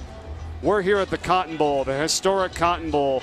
See, here's the circumstance, Mike, where it's unfortunate that Air Force doesn't have that other 10 seconds that was run off the clock when they had an injured player. Had they used the timeout, they would have one more play to get the ball closer for a more legitimate field goal attempt. Well, this is going to be, it would be a 52-yarder from here, so they do have the timeout with 7 seconds left, trying to get a little bit closer. McVay got to get out of bounds, and he does with 1 second left on the clock. And that's excellent awareness by him. It couldn't have been any better for them on a 15-yard run. Really excellent play, game management, situational football by the Air Force coaching staff, Coach Troy Calhoun. They rightly surmised that New Mexico would be deep to prevent the deep pass. New Mexico's thinking all they can do in 7 seconds is chunk it down there deep and either catch it or hope for an interference penalty. They had their defensive backs aligned very deep, so there was no defense on the perimeter. You know, for all the defense, all the yardage that's been gained today so far, Mike, almost all of it has been on the perimeter or in the passing game. Well, and Luke Strabel, does he continue his new record in the Mountain West? 19 straight, the longest active streak in the nation. He had a career-long 48-yarder earlier. This is going to be a 37-yard attempt. So an excellent job to get that extra yardage. Instead of a 52-yarder, it's a 37-yarder. And now New Mexico is going to call the timeout, as the kick would have been good. This is an opportunity, Mike, particularly as New Mexico viewed that kick. That is, they're going to kick it. They've done a lot of work to get the ball down here into field goal range. This would be a time where you could rush all 11 and discount any fake and relieve your defenders who have fake responsibilities, try to get an extra rusher in there, either force a bad kick or maybe block the kick. I agree with you. Go after him, right? We'll see if they try to do that. So Air Force with a late drive after a touchdown play from Lamar Jordan for New Mexico. Left some time on the clock, and they managed it well to set up the 37-yarder attempt from Luke Strabel once again. And another timeout. New Mexico has called their third and final timeout. Now you can't go into the locker room with them, I guess, right? That's right. Coach Davey playing a little poker over there on his sideline. I don't know how much, though, it's going to affect this guy. Junior out of Nashville, Tennessee. It was 2 for 2 last game. Looking to go 2 for 2 here today. For his career, he's only missed 1. To have a kicker like this is a tremendous thing for a coach to have, because he knows how to conduct the game and where to get the ball to so that the odds highly favor the kicker. He's 20 for 21 in his career. Austin cutting snap. Steve Brosi gets it down, and once again, Strable's kick is good. And that's how the first half ends up. New Mexico 35 and Air Force 27. What a display of offense. And we didn't see much defense here today. You got to give credit to both teams, Coach. We've seen some spectacular plays in this one. The big difference on the scoreboard, Mike, is that New Mexico has 5 touchdowns, and on 2 of Air Force's drives, they ended up with field goals, 4 points less than a touchdown, and that's the 8-point differential here. 59 points and 668 yards in the first half. Stay tuned. After the break, it's ESPN Goal Line as New Mexico leads it at the half.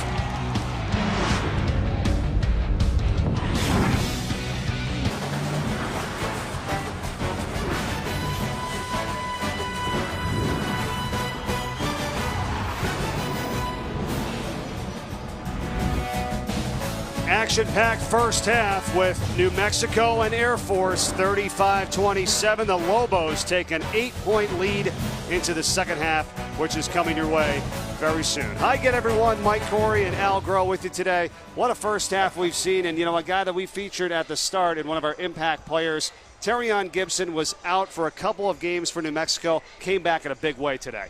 Mike, he was an immediate impact. It didn't take him long to get the ball in the inside end zone. He ran inside. He ran outside. He caught the ball. He did everything for his team in the first half. Started it off so strong with a big run, and then how about getting out on the edge? Well, when he gets on the edge with his speed, he's a racehorse out there. He's almost impossible to catch. And they've been able to use him in the pass game as well. Well, this option offense, heavy run oriented, sets up the passing game. Both quarterbacks were on the bullseye with their passing game to get touchdowns for their team. That was Robinette that time for Air Force, and here's the New Mexico touchdown. Q Drennan was wide open. Beautifully set up by Drennan as he faked the block, got behind the secondary, and Jordan laid it up there softly for a touchdown. And how about the numbers that we've had so far in this first half? Look at it, over 500 yards of offense on the ground by these two teams, almost 700 total for the game, and a ton of points as the first half was pretty outstanding. A lot of action, a lot of excitement. Looking forward to seeing what this second half brings. What do you expect here now, Coach, before the second half gets underway? Mike, neither team can depend upon their offense to do it all by themselves. That means they're going to have to get some stops on defense, which further means they're going to have to make some plays on the perimeter, because by and large, that's where it's been happening for each team. Let me ask you this. You hear it all the time from coaches and halftime interviews and even fans. They say, well, you got to make some second half adjustments. Are there really any major adjustments that can be made in midstream like this? What do you think each coach was talking about at halftime? Mike, rarely. Okay, those adjustments that are necessary to keep the game in control or to redefine the game for your team happen on the sidelines in between series. So what usually occurs at halftime is to be able to go into greater detail and clarification on those adjustments. In this case, as wild as it's been for each defense, there might be some kind of regain planning. Air Force in this first half, what we saw from their drives. Here's a look at their chart. What did you see? Well, Air Force really worked it from the inside out. They featured the dive play by their so-called fullback, who are really tailback style players. They try to soften up the defense that way. Eventually scores come on the outside. I would expect to see a little bit more on the outside in this half from the Falcons. Second half with Nate Romine under center, the senior quarterback, DJ Johnson, the Jacoby Owens in the backfield.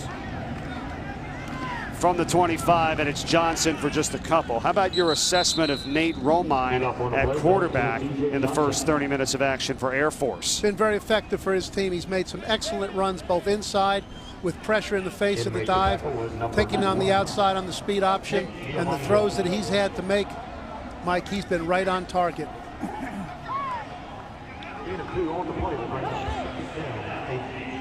Second and long.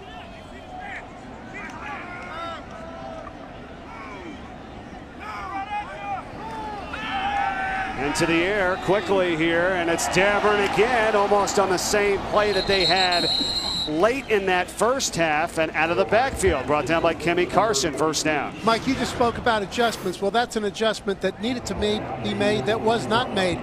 Once again, we have an option-style defense, not accounting for the fullback. Air Force is coming back to it until New Mexico can solve that issue.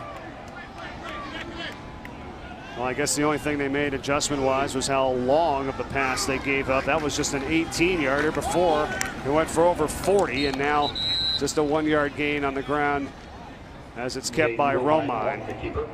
Well, that was a true quarterback follow. By that I mean there are some plays in the Air Force option offense where he fakes the dive but immediately follows the fullback into the line of scrimmage, using the fullback as a lead blocker.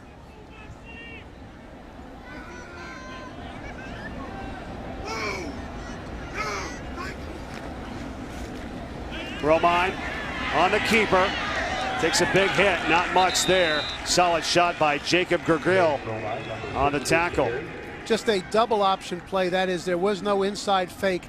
Okay, the only two options are quarterback keep it or pitch it out, a play that's often referred to as a speed option because the ball gets out to the perimeter so fast. That's the word right there, Coach, speed. These teams are both moving very quickly from the first half. Yeah, they really are. They're rejuvenated, they're energized, they're into the spirit of the game. Third down for Air Force. Opening drive of the second half. Romine, pressure, gets away. Not from the second man. Dakota Cox on the tackle. As Maurice Daniels was in there first, and Cox able to finish him off. An 8-yard loss in the first sack of the game. Because there have been so much effective running, there have been very few true pass situations. 3rd and 8, 3rd and 9 was one of them, and New Mexico kind of pinned their ears back, and they stopped playing option, and they rushed the passer on that play. Chris Davis Jr. back for the kick. Steve Brosi. And that goes out of bounds inside of the 20. How about the rest of the Mountain West schedule here today? Coming your way, Colorado State at Boise State. We'll have it for you tonight at 10:15 p.m. Eastern on ESPN2. Boise State has not trailed at any point this season. The only team in college football for that stat, and they're 5-0. That's pretty remarkable, but you know, sometimes trailing isn't such a bad thing, provided it flips itself before the game is over, but kind of puts a team in a little different circumstance. Here's this triple stack from which the Lobos got a long touchdown run in the first half. And here's the same play. Jordan gets it out to Gibson, and he's taken down out of bounds at the 27-yard line, maybe the 28, by Brody Hicks. You like that setup there? There's a lot of things you can run out of that package. Well, they can go to either side. It's so balanced. Okay, they can go to either side with just the core option play, just a little bit different look at it. Hicks and Steelhammer both on the play. There was some question as to whether Hicks would play in this game or not. Those two guys at these kind of second-level linebacker positions have had to make a lot of tackles. Now it's Owens on the carry, and he doesn't get much. They didn't need much, but he's still going to be a yard shy of the first, just before the 30. Yeah, another play right there where you could really hear the pads pop. Very physical play, aggressive tackle from the inside by the Air Force linebacker. Crucial third down and short. New Mexico 4 for 5 on third downs today. They've been good overall in the season, just 36%.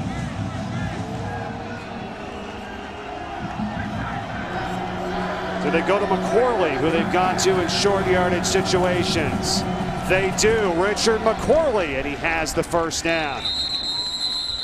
Had a 1-yard touchdown earlier on New Mexico's opening drive, in which they scored in 1 minute and 3 seconds. They ran the same play that scored the touchdown, Mike. They just reversed the roles. Okay, McQuarley became the ball carrier rather than the lead blocker. Hey, everybody gets their shot at doing something in this New Mexico offense. We've seen McQuarley, also Daquan Woodhouse, Terrion Gibson, Darrell Chestnut, Tyrone Owens. 5 different players in the backfield for this Lobos group.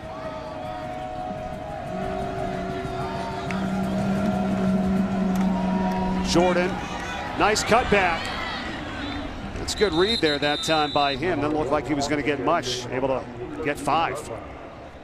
Yeah, that was a play, Mike. It really never looked clean for the Lobos. It looked like a pretty decent defensive play for Air Force, and yet when they set the sticks back down again, it's 2nd down and 4. Coach, you've only had 3 plays today where teams have lost yardage. I mean, everything's been positive, and in this offense, 3 yards, 4 yards, 5 yards. See how many first downs we've had today. It's tough to stop.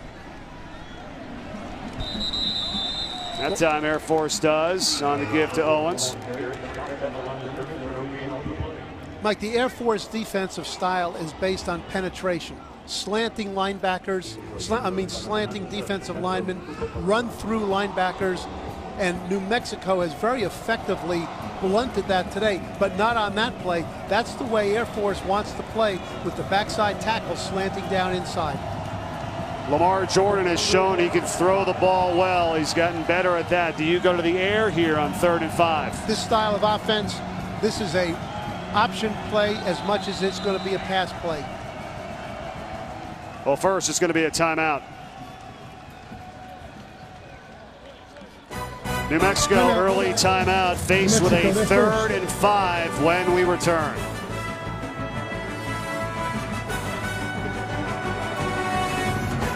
Own 38-yard line.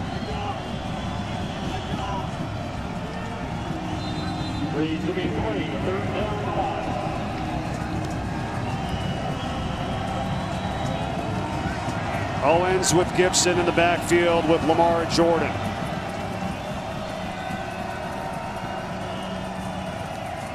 Jordan, right at the last minute, Owens, 1st and more. What a play. Owens off to the races. Tyrone Owens tracked down inside the 5 by Jesse Washington, saving what would have been a touchdown. Mike, Lobos won the chess match on this one. On 3rd and 5, Air Force guessed pass. They ran a pressure that they have not run before in the game. That left them light with guys to pursue from the inside out. And Owens once again breaks another long run. Not quite as fast as Gibson. So if he was on the relay team for the Lobos, I'd probably have him run 2nd. I'd have Gibson run the anchor leg, but he's fast. Number 5, Patrick Reed, an amazing block by that wide receiver to help spring Owens. A 58-yarder setting up 1st and goal from the 4. Well, that's an excellent observation on your part, Mike. He does a really nice job here of getting inside position, stalking him, using his hands, keeping his elbows in. Okay, even though his hand is on the outside pad, he's got his elbows in. There really was no intent to be a hold.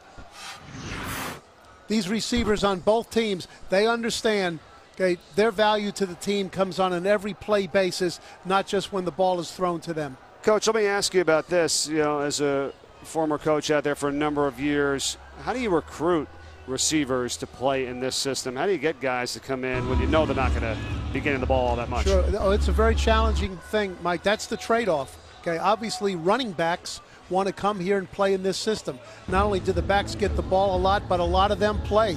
6, 7, 8 backs play in the game. It's a challenging thing to get the wide receivers. Sometimes you have to find some under-recruited players who have the ability to be college football players. You know, maybe they didn't get many passes thrown to them in high school, and they're happy for the opportunity. 9 yards off their season average on the ground. The leading rushing team in the nation, New Mexico, and a chance to tack on some more. Now it's Austin Apodaca in for the first time today, the quarterback, and he hands off to McQuarley. who's going to gain a couple. So we were anticipating seeing both quarterbacks today. We didn't know when, and now they have finally changed it up. And Austin Apodaca, the senior out of Longmont, California, who hasn't played in the last 2 games with a bruised collarbone. Early in the season, they were a 2-quarterback system. As good as Jordan has been today, losing Apodaca took away some of their passing game. Clearly, they want to get him back in action and get him ready for the second half of the season. And interesting to bring him in here in this situation. Started first and goal from the 4, now second down.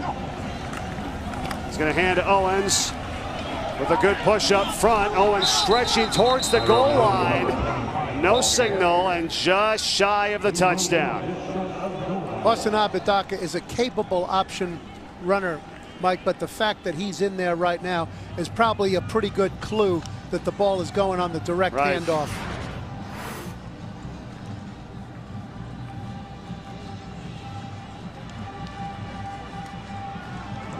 Third and goal. Owens and McQuarley to the left and right of Apodaca. It's going to be McQuarley. Richard McQuarley is in. Touchdown, New Mexico. Yeah, the bigger back of the New Mexico backs got the ball just as he did on the short yardage play. He's on the left side of the formation. He angles in towards the center where he can either hit it straight ahead or cut back. And the far side back has the crossover block to seal the inside from penetration. That is 2 one-yard touchdown runs today by Richard McQuarley, the junior from Mississippi. And he adds to his total now at 9 on the season, and that leads the team. There are a lot of touchdown scorers on this team, that's for sure. New Mexico's got 7 possessions, 6 touchdowns. I'd say that's pretty good efficiency. The previous play is under further review. Ruling on the field was a touchdown. They'll take another look at it. Well, in that mosh pit of players, hard to say that it was anything but a touchdown.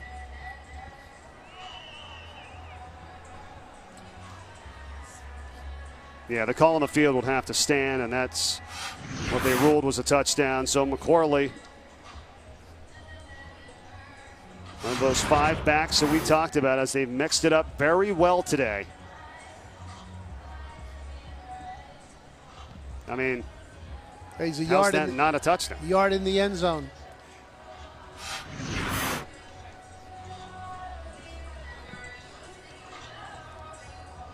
How much of the credit, as you watch this game, is the offense, and then how much is the defense just not making the plays that they need to, talking about Air Force, at least in this situation right now? Both of the New Mexico offensive line, as just stated on this drive, Mike, is doing an excellent job of cutting off the Air Force penetrators. Their defensive success against the run this year through 5 games has been in getting slanting linemen into the gaps, into the holes. Now, what New Mexico has done, these option offenses often work with very large splits to create run creases before the ball is ever snapped. New Mexico has cut down their line splits in this game to narrow down the creases that Air Force has the opportunity to penetrate, and then they've cut off that movement very well with their zone blocking scheme.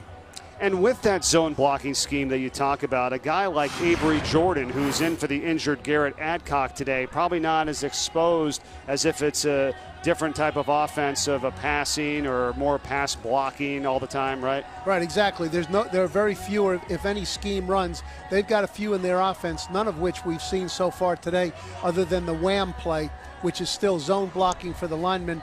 There really has been no drop-back pass protection, so it's been very simple for Avery Jordan coming back into action after his injury. They're still reviewing the touchdown run by McQuarley. Right, Mike, Congress passes laws faster than these guys can review touchdowns.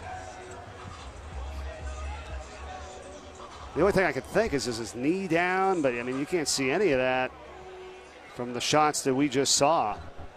And the ruling on the field was a New Mexico touchdown.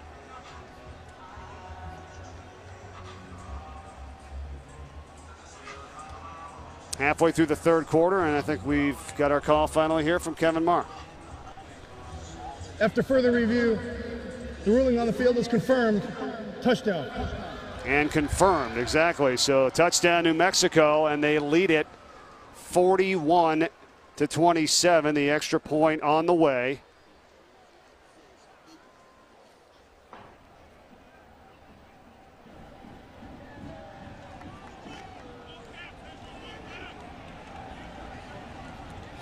Nine-play drive, 80 yards in just under 5 minutes. Long sustained drives by New Mexico in this contest, and also short ones that have gone a far distance for touchdowns. The extra point is good. 42-27. How about Owens and McCorley on that last drive? Well, here's an example of that analogy to a boxer. Those body punches wear them down, but the knockouts come on the outside.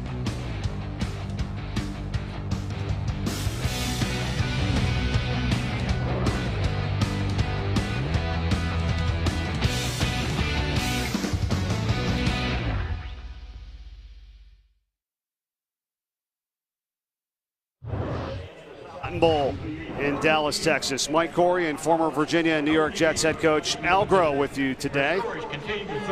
And the Cadets and Air Force coming for this neutral site game. They still have 6 home games, and with 28 players on the roster from the state of Texas and a lot of recruits in town here today is the reason for this game being played here. New Mexico has 25 players on their roster from the state of Texas. And so far, putting up some big numbers. Al, they've averaged 41 points a game in the last 3 in this series versus Air Force, and they've got 42 already here, and we're halfway through the third. Yeah, most likely that adding machine will continue to work here.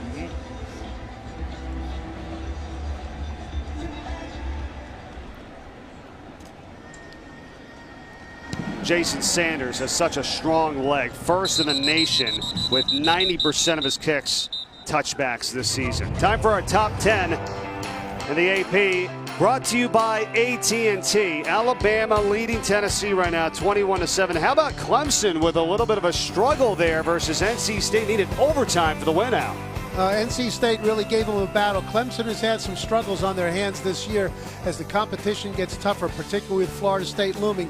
They've got to get their game polished up. We saw Louisville last night on TV. It was a rainstorm in that one. They were heavily favored, but just a 10-point win. Nonetheless, it's a victory. They'll take it. That pass here by Romine as he wanted Shane Davern.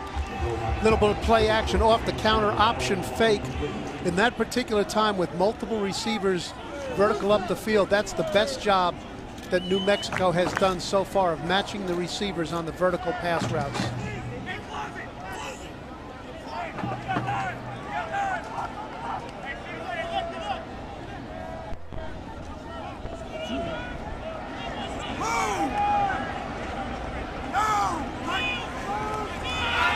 Romine. And that's behind his intended target that time. Incomplete, looking for Robinette.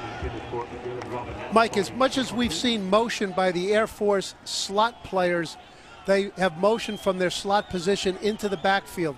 That's the first time we've seen the receiver motion flat right across the behind the line of scrimmage. And when that happens, it's usually a pass, just as that one was. Yeah, and he went back for a play fake. Of course, nobody was back there. Not really faking anybody. But that's 2 passes in a row. We haven't seen that often. Romine, but with just 1 incompletion before this drive, and now he has 2 straight. 3rd and 10. 3 passes in a row. Robinette, he has it on the run. Dropped in the bucket perfectly by Romine for the first down to the New Mexico 30. Air Force lined up with 3 receivers on the left. Robinette being way outside. He came all the way across from left to right on a deep over route, simply outran the defender. It was like a half-mile run. He had plenty of time, and Romine just laid the ball up beautifully with great soft touch on it and let the receiver run underneath it. You can see he's got the great size, speed advantage on that corner. Romine also got laid out as well, too, by 54 Donnie White coming in for New Mexico. Just a little bit late. Now the option pitch out. Here we go with Owens.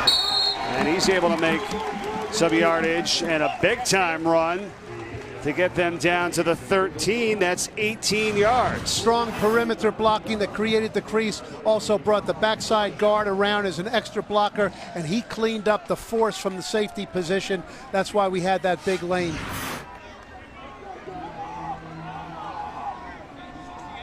First and 10 Air Force.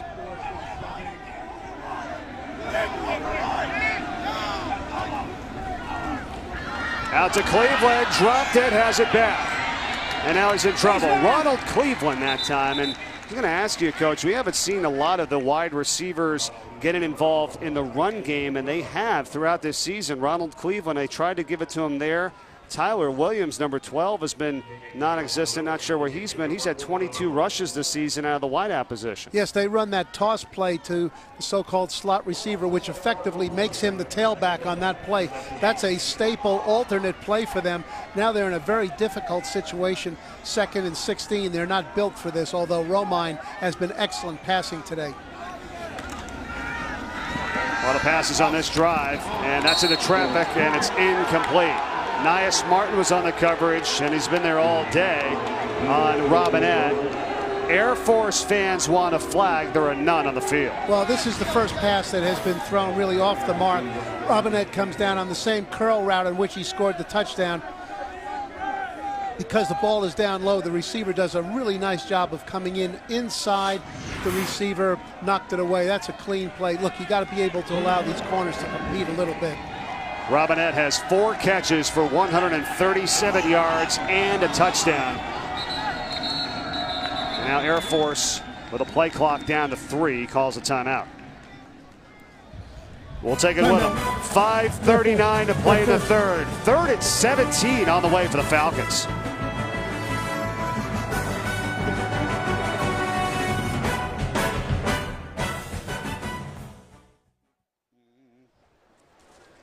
Situation right now, Coach. They've got it at the 20-yard line, but it's a 3rd and 17.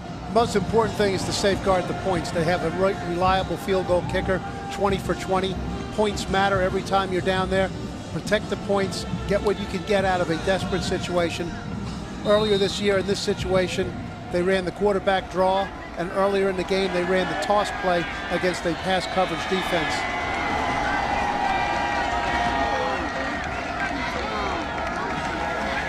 Romine has the protection, guns it, Cleveland has the catch, has the touchdown. That's why I'm in the booth and Coach Calhoun is down on the field. That's the same curl route that they've completed twice to Robinette. That particular time they threw it to Cleveland. Another bullseye throw. This guy throws the ball with real confidence. A lot of velocity on it, an easy catch. The receivers don't have to reach away from their body. Puts it right on their numbers. That's a big conversion, a huge conversion. That was 3rd and 17, and they get the 20-yard touchdown from Romine to Ronald Cleveland, just his 2nd of the season. Now let's go back to the touchdown. How did this happen? Well, it's the same fake off the option play. He's got plenty of time. He sets up, throws it very nicely. Cleveland kind of reaches outside his body, does a nice job in his own right.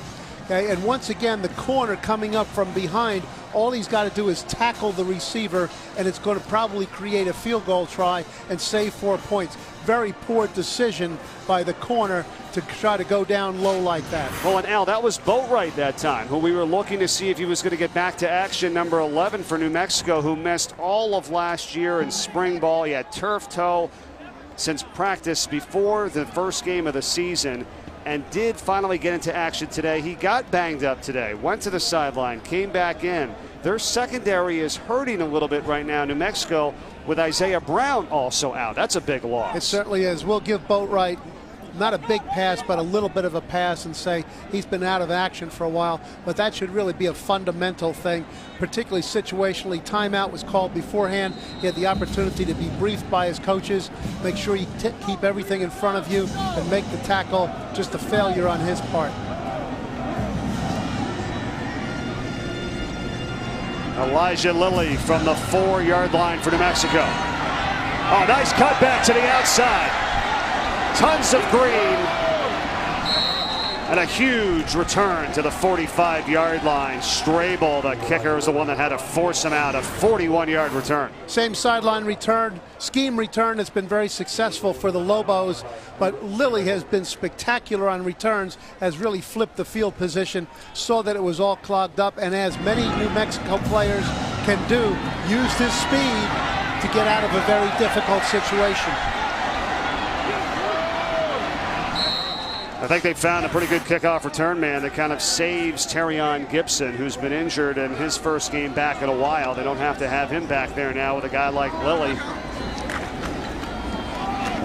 And Gibson shut down after a yard on first down. Samuel Byers. 7 possessions, 6 touchdowns. Look at these drives, Coach. 5 of 60-plus yards. Boy, they've been tremendously efficient. Rarely has there been a play for less than 3 or 4 yards. So many of them for more than 10.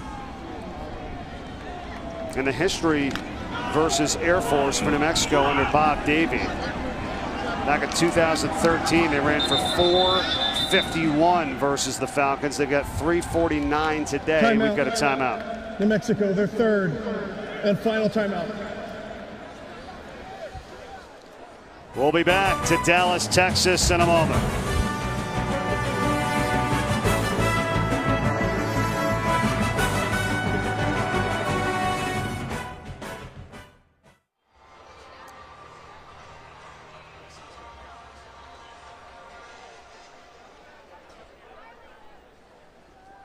And the stack formation that we've seen a few times today. They go up the middle with it for Gibson, and he has the first down. You set it up, right, Coach? You go to the outside a couple times. This time they go right up the middle. Once again, it's a straight downhill dive, but with the cutback where the yardage is. And Gibson makes the cut very quickly. He's a slippery back. He starts right. He comes back left. He's in the crease, and he knew what he needed. He wasn't running for a touchdown there, Mike. He was running for the first down that his team needed. And he got that. 1st and 10 from inside the 45.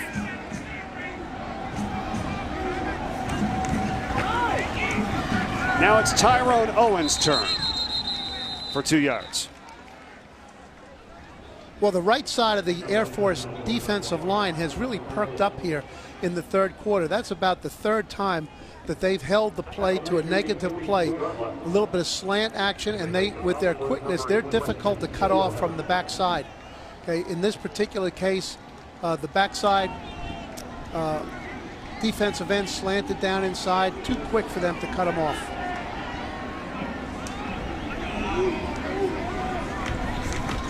Now it's McQuarrie on a 2nd down play, bringing up 3rd and 4. And this is clearly 4-down territory. Too far to try a field goal, too close to punt the ball, and too good an offense to turn it over without using the 4th down. And would you know that early, right? If that's correct, Alan, you're thinking that, you know, you can be a little bit liberal with what you're calling here, knowing that you got another one to come. Very definitely. In fact, on the 1st down play, often the head coach will tell the play caller, we're going to use all 4 downs here. Right. We'll see if that's the case, or that they pick it up here on 3rd down. Oh, movement. Flag is down. A couple flags. They run out the play anyway. They wanted Reed. False start. Offense number 25. 5-yard penalty. 3rd down. No reason why somebody in the backfield should be offsides or in motion when the defense flinches into the neutral zone. That creates a true passing down, really maybe the first true passing down, 3rd down and long yardage that the Lobos have had. Well, I'll tell you another first. That's the first penalty of the game for New Mexico. And now they might not be in 4-down territory here, pending what happens on this play. I think we'll see the Air Force go to a little bit more aggressive rush the passer mentality. They've got Dunn and Watson on the same side on the right. 3rd and 9. Jordan guns it.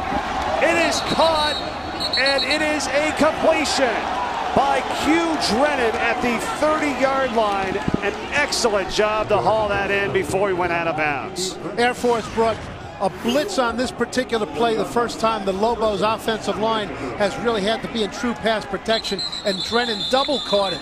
Caught it once, flipped it in the air, caught it again, and that's the part that will be under review. The previous play is under further review. Ruling on the field was a catch inbounds. It was a great call by the officials right off the bat because he did bobble it, but then he did maintain control of the ball and had the foot inbounds. In the face of blitz pressure, Mike, Lamar Jordan was cool and poised, and he rifled the ball out there. And in one respect, that's probably the most difficult throw he's had to make today. He threw the outcut, laid it right in the receiver's hands, and we can see the receiver appears to have regained possession of the ball with 1 foot in. Secure the ball, have a foot down, inbounds, and maintain complete and continuous control of the ball through the process of the catch and to the out of bounds on the sideline, which he did. And I think the call on the field is going to be confirmed. We shall see. Once again, they talk it over. You know, the NFL has made this catch thing. Mike, who knows what a catch is anymore, but if it looks like a catch on the field, it should be a catch. This is a nice job by the official being right on top of it.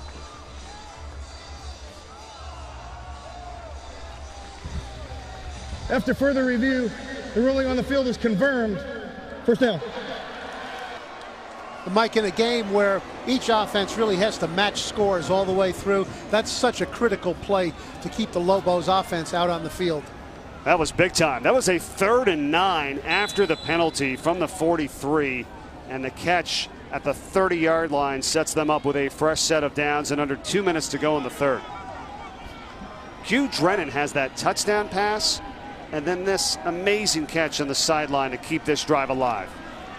Jordan, and maybe not his best play of the game, that's for sure. Taking down Claude Alexander III. What happened there? Terrific play by Alexander, the inside linebacker, on one of those pre-called penetrations that Air Force likes to use that has so far been blunted in the game by the Lobos. In that case, he ran down a very fast player. He looked like Wile E. Coyote running them down there. Well, and Jordan had his eyes out there on his pitch man, but it was 8 Weston Steelhammer that was ready for him, so he had nowhere to go. And a loss of 4 yards on the play. Now he pitches it, and it's Gibson, but he's taken out on the sideline, and not much there. Shaquille Vereen on the play for Air Force. This Air Force defense is having a pretty good series. Okay, there's obviously some things they talked about, got clarified during the half. This is another 3rd down and long situation. They blitzed the last time. It wasn't successful. Let's see if they blitz again. Well, they converted a 3rd and 9. Now it's a 3rd and 12. What an amazing percentage today for New Mexico on 3rd down. 9 for 10. Pressure. Jordan gets rid of it, and it's incomplete. Double linebacker blitz. Both the inside linebackers came over their respective sides. That made a 7-man pressure. Straight man-for-man coverage, and Jordan just aired that one up there. There was nobody free. It was tight coverage down the sideline, hoping maybe to get an interference call. That was all. He wanted Daryl Chestnut, and Vereen was there with him step for step. 4th and 12, field goal opportunity now for the Lobos. From 49 yards for Jason Sanders. As long on the season as a 45. Plenty of distance with this one, and it is good. Counted for Sanders. Bob Davies says yes, sir, from 49 yards out. And that could have been good from 60, perhaps. Well, even our field goal kickers on each team are really in a point-scoring mode. We've had a 48 and a 49er today. Both of them clean through the uprights. Kickers are stepping up just like all the offensive players are. We're not out in New Mexico or Air Force. We're in Dallas, Texas here. I mean, the altitude not quite the same, but Sanders kicking it like he's back at home or back at Air Force, which this game was originally set to be played, but now here in Dallas, Texas at this neutral site contest today in New Mexico. With a 45-34 advantage. Big thing for that is it pushes it back to a 2-score lead.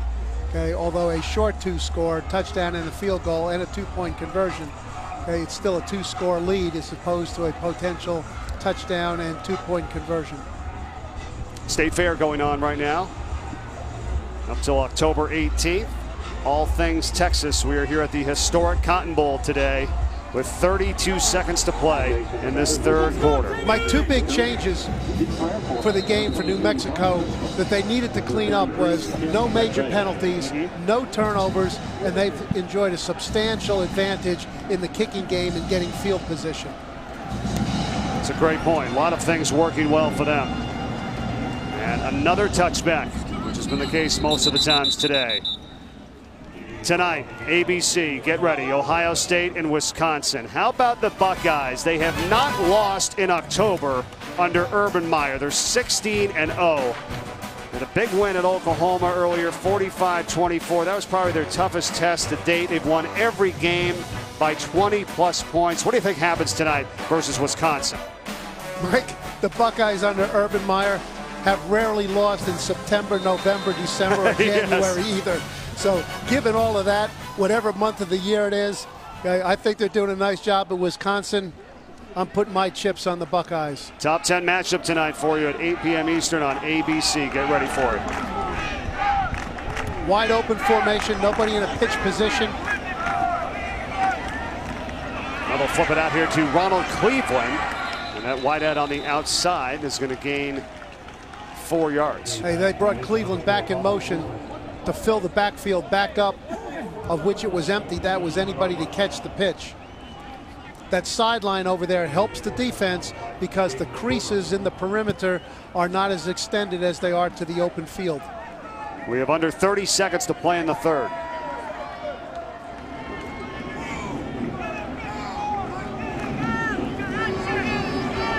And now it's Owens. The blocker in front, that's McVay. Nice block.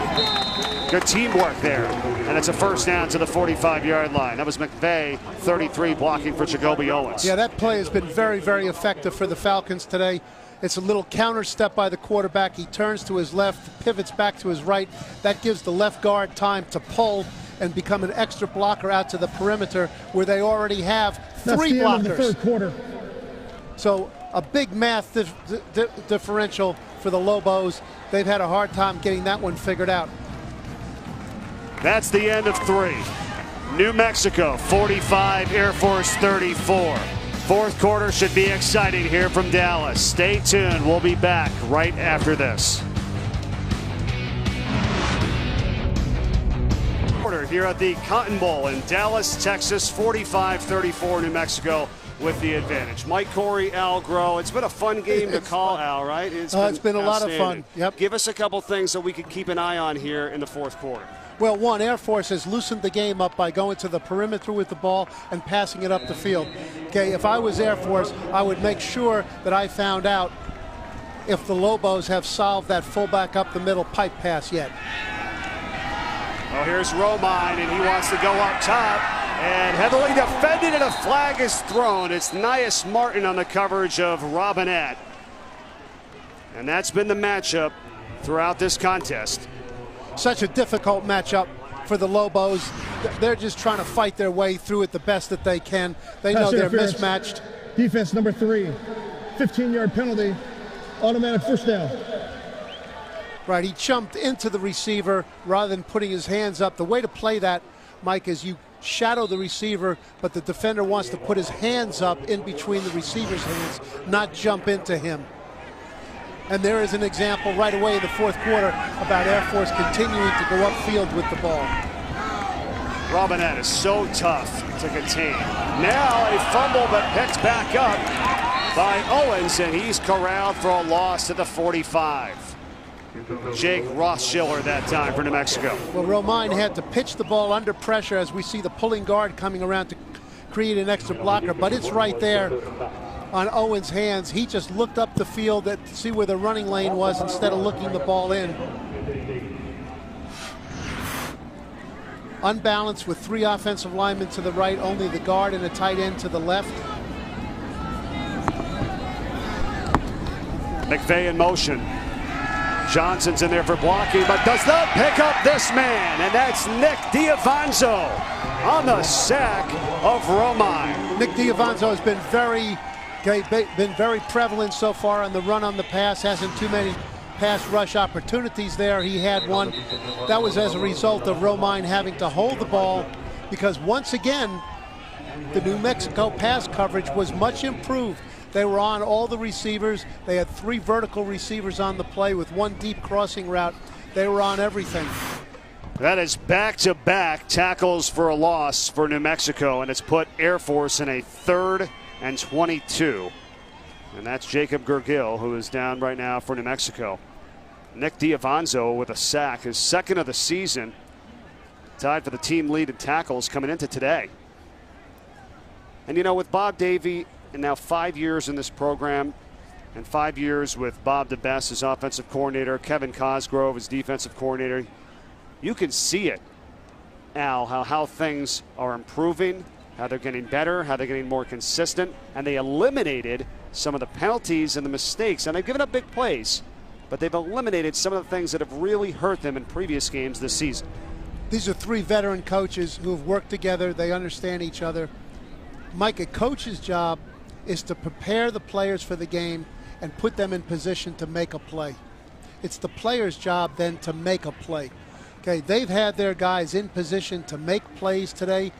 They've made a lot of plays on offense. They've made a good deal on defense. They have cut down on some of the big plays. They just have been in position sometimes and haven't made the play.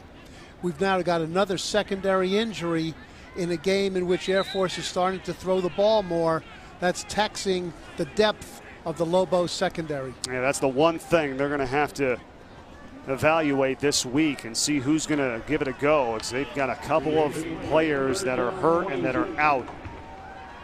And that's when you're susceptible to the big pass. It's tough enough one-on-one on Robinette all the time.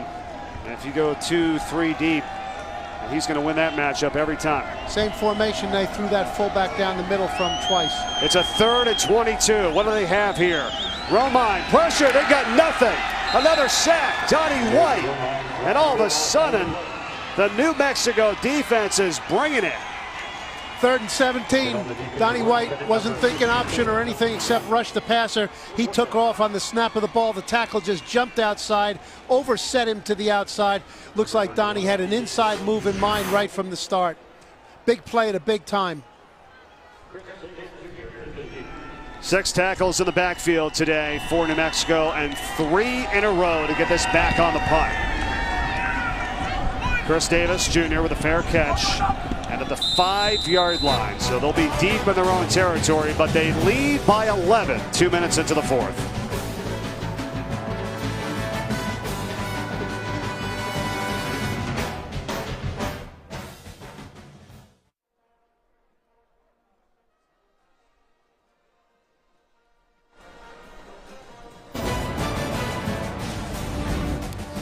Parachute jumpers pregame here today at the Cotton Bowl in Dallas, Texas. Let's hear the PA announcer talk about it when they were landing down, Al. Some of them have had over 500, over 600 jumps in their career. Well, I heard one had 2,000. Wow. And there's been a lot of jumping out of the sky, but there's been a lot of jumping up and down the field here, too. I couldn't get you to go on the Ferris wheel. You know, we got these guys jumping out of planes. 1st and 10 for New Mexico, and they're deep in their own territory just across the 5-yard line, but with an 11-point advantage. And Austin Apodaca is in at quarterback again, but the give goes inside the chestnut. Now, how important are first downs here for New Mexico as the field has been flipped? They got to get out of this area. Very definitely. They need 2-3 first downs, 1 to keep the clock moving down. Okay, give their defense a little bit of time to regroup on the sideline. And with a poor punting game, they can't afford to be punting the ball from deep in their territory. And maybe try to use up a little clock as well.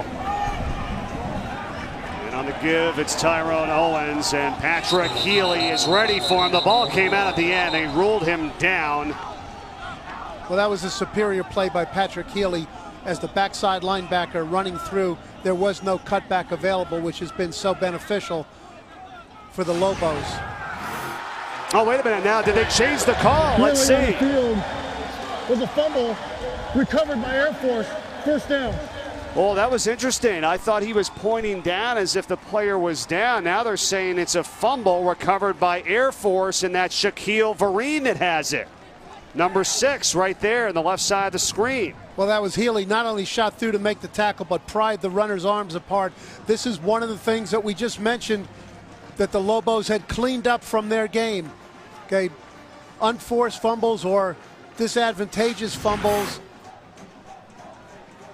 That's how they've lost fourth quarter leads earlier in the season, Mike. Their defense has got to step up and do something that they rarely have been able to do in this game. I mean, do you think they're going to look at this? And you got to, right? The two biggest reasons for replay is make sure the right team has the ball and The previous whether or not play it was is a under further score. review. Ruling on the field was a fumble recovered by Air Force. We'll step aside while they take a look. And here it is again as we go to break. And this could be huge for Air Force. Will they have it at the New Mexico 11? We'll find out when we come back.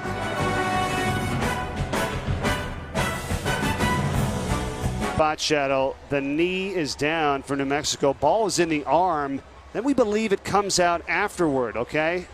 Mike, There it is. Andy and his crew did a great job of getting us that shot, which shows exactly what you said. And then it appears that the runner is sitting on the ground when the ball comes out. Their initial call was a fumble recovered by Air Force. I really thought I saw him blow the whistle and blow him down. But they said that it was a fumble. So now they're reviewing, and there has to be enough indisputable video evidence to overturn this call, which was a fumble. So if they don't feel that there's enough, it's got to stand, and that would be a fumble, and it will be Air Force ball. And as you said, I'll reiterate our point, our great crew here today on ESPN. Thanks to Andy Bach, our producer. Always good having you back there, my friend. Matt McCandlish, our director. Ali Cater, our associate producer. Associate director, CJ Sarter. Harold Simmons, our technical director. Pearlie Hammers with John Burton and Phil Giles, our audio guys today. Thanks, everyone. Ed Svita on stats. Brian Corey, my brother, our spotter. And Annie Colabrissimo, our stage manager here today. Thanks, everyone. Well, the runner goes into the pile. He's got it. It would appear that his knee is down and the ball is in his hand right there. It's certainly not on the ground. I don't have my Webster's dictionary with me, Mike, to see what indisputable is. The New Mexico ball carrier was down. The ball will be placed on the 10-yard line. Third down. All right, nice job, replay official. That took a little bit of guts, too. Okay, nice job, replay official. And that's what we thought the original call was, that he was ruled down by contact. And so I guess justice is served there, if you will, for New Mexico, and they have it back. And with a 3rd down and 6. Well, let's see if Apodaca stays in the game, okay, or that they go with Jordan back in at quarterback, which would indicate that they're going to run the ball on this circumstance. Still no turnovers today. After that ball goes back to New Mexico. All right, Apodaca stays in. McCorley's behind him. Gamblin goes in motion. It's a give to McCorley, so they don't try anything crazy. Are you surprised by that, Coach? I am a little bit, yes. If I was going to leave Apodaca in the game, I would have thought it would have been to pass the ball, because apparently the way they want to use him today, coming back from that collarbone injury, is to hand the ball off to one of the backs in the backfield, but not to put him in the way of harm on a tackle in the perimeter. That is the first time today that New Mexico has gone 3 and out. And it was at the deepest point in their own territory as Bojorquez kicks for Ronald Cleveland with a fair catch of the 46. Now, do the Falcons have an answer here?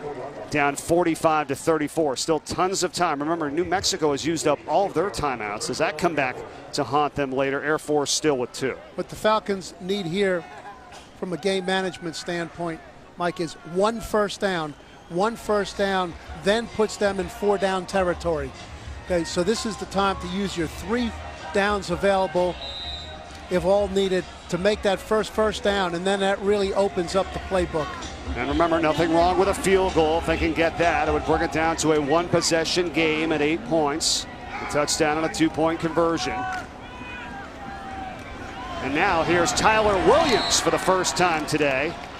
And what I asked you about earlier, getting the wide receiver out there in space, his first time touching the ball on the outside. Well, this half has been about getting the ball to the perimeter with the option and getting the ball up the field with the passing game, and that brings those players like Williams and McVay much more into the offensive scheme. New Mexico doing a better job defensively? Very much so. Yep. Each team has tightened up somewhat on defense.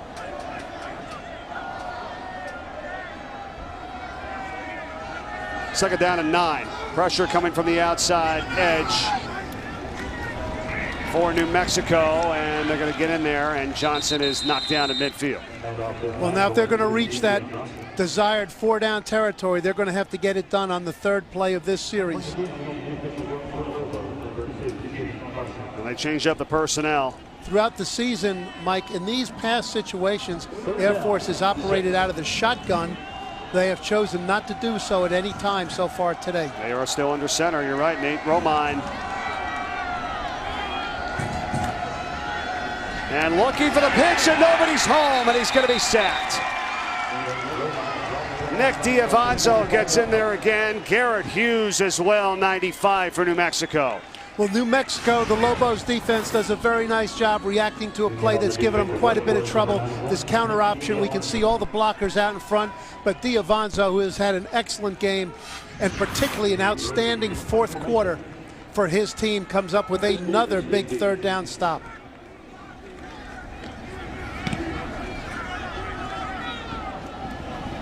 Chris Davis on the fair catch at the 12-yard line.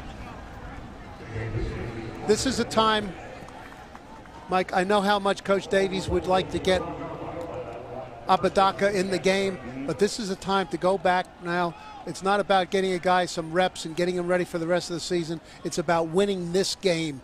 Okay, and this offense has operated the best with Lamar Jordan at quarterback running the option, and unless there's something wrong with him, okay, that would give them a 3rd running back threat in the backfield. I agree with you, Coach, but they've done this throughout. You know, in situations when they are leading or when they are trailing. I don't know if there's any real rhyme or reason to it, it seems like. But I'm with you. Lamar Jordan has played a really good game today.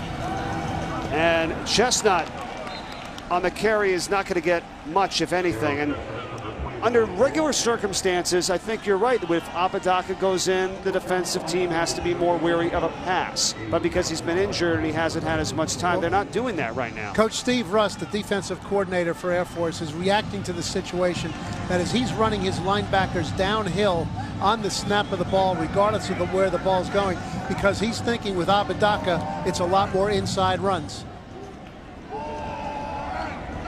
Second down. And you're right, McCorley, and just getting spun around, and there's not going to be any gain on that play either. You had mentioned Steve Russ, the defensive coordinator for Air Force, and he's done a spectacular job when he took over this defense as the defensive coordinator himself for 3 straight years. They gave up 40 points a game in 2014. It was down to 24 last year. It's now down to 20 this year, slowly but surely getting better. Completely retailed their defensive scheme to fit the needs of their team and their personnel. They've got a very aggressive, creative scheme. They get them in the positions to make plays, and they'll have to make one here now against this 4 wideout formation. This is big. Apodaca on 3rd and 10. Here comes the pressure. He scrambles. He has a man. There's contact. There are no flags. Incomplete for Patrick Reed with Jesse Washington defending for Air Force.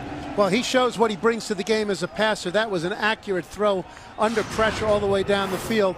This is really the same type of contact right here that New Mexico was called for pass interference on the previous series. I was going to ask you, are you okay with that no call there? No, you would have threw the flag. If he threw it before, he should throw it then.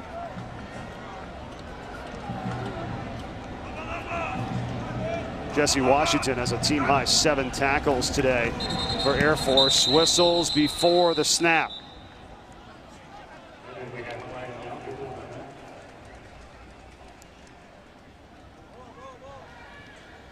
False start.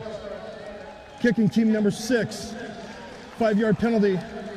Still 4th down. Seen a little bit of a minor meltdown here from the Lobos, Mike, an almost fumble, a penalty, a quarterback under pressure, 2 3-and-outs. That's not the way they got to having 45 points at this stage. Please reset the game clock to 7:46. I hear you, and it's field position. They've been deep in their own territory on those last 2 drives. Not an area where they have as many options as, farther up the field, of course. Mike, there's that old coaching saying, nice Southern saying, you got to dance with the one that brung you. Yes. Well, and you know what? They've had long drives today that have went 80, 85 yards for touchdowns.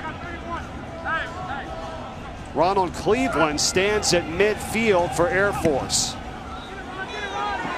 Terrible kick by Bojorquez. No, I shouldn't say that, as it's going to roll a little bit, give him some, back him up to the 46. Ends up working out for New Mexico, up by 11.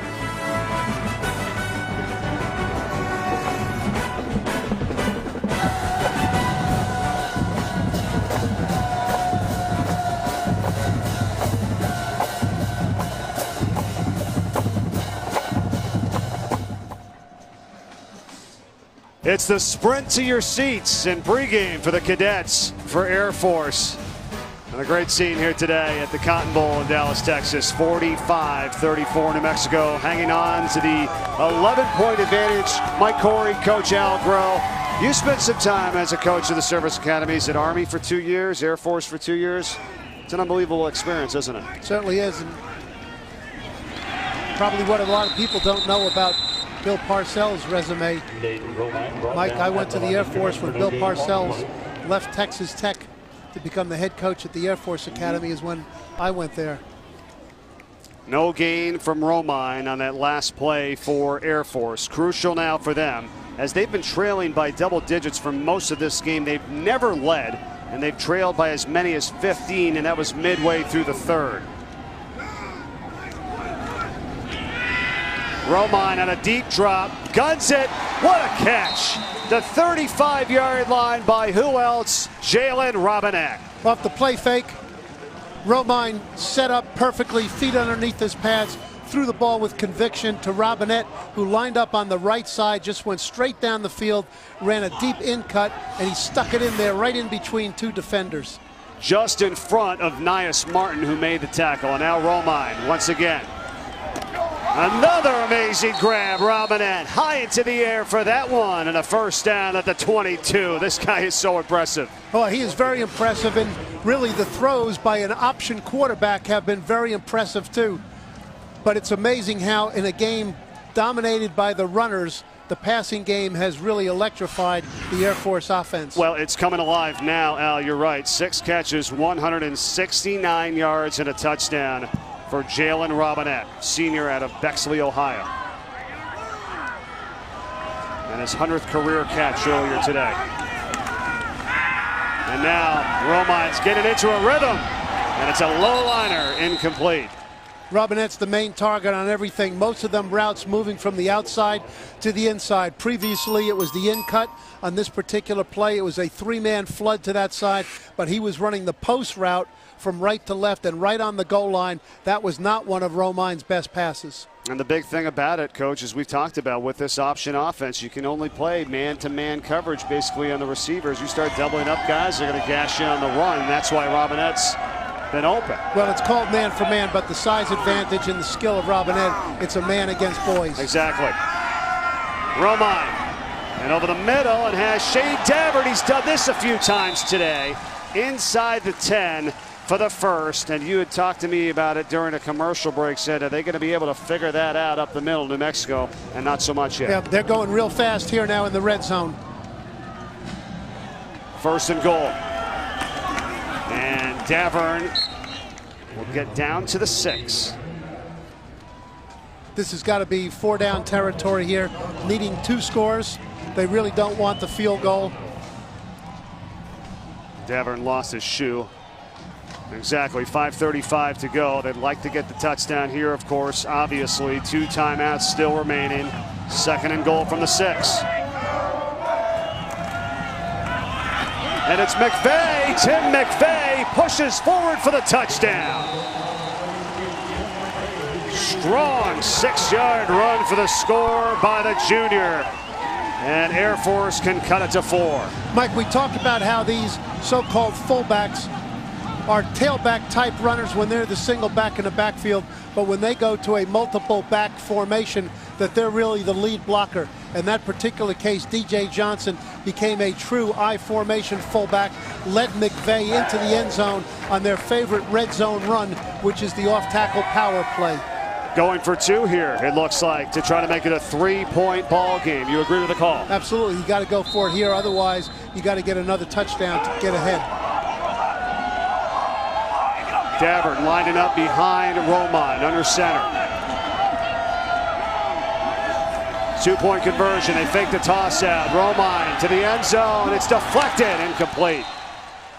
Well, I've been waiting for them to break out that red zone bootleg, which they've scored a number of touchdowns on.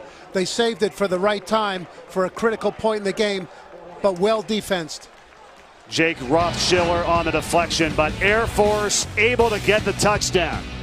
It is a 5-point game after the score by Tim McVay. Still tons of time left.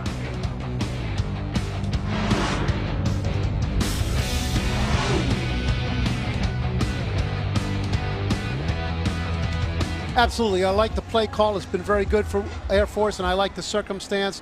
If they can get it down to a 3-point lead, then that shortens the field on the next possession to, at the very least, just kick a field goal to go into overtime. Whether they're down 4 or 5 doesn't make any difference, because now it requires a full field and a touchdown. Well, there's still a good amount of time left. 5:22.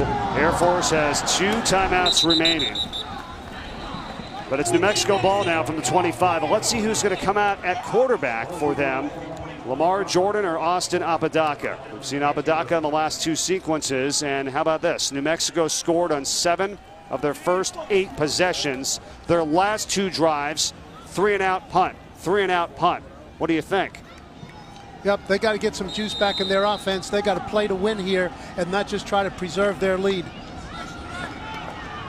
They've got to run the whole offense, whether it's Apodaca or Jordan in there at quarterback. Can't eliminate certain aspects that have made you very productive. And it's out to Chestnut. And Air Force has come energized now. Samuel Byers first on the scene for them. On that no fake speed option, there is no deception. It's just a question of making the blocks on the perimeter and outrunning the defense. At this stage in the game, defenses are getting things figured out a little bit better. Coach Davey recruited Apodaca as a high school player, and it was a relationship that they built, that they continued. He went to Washington State, then Mesa Community College, and then is now here at New Mexico. But he had a bruised collarbone after the Rutgers game, hadn't played in the last 2. And now he's in here in a crucial time as Apodaca not going to get much. Only thing that matters right now for New Mexico is that first down marker at the 35-yard line. It's going to be 3rd and 7. As the Lobos work the clock, this play will be snapped around the 4-minute mark. So you're exactly right. A first down in this situation will give them control of the clock as well as of the opponent. And they're now dealing with 2 opponents, Air Force and the clock. And then maybe force Air Force to use some of those timeouts, but they got to get the first down first. Apodaca from the gun. Here comes the pressure. He gets rid of it. It's floated out there and incomplete.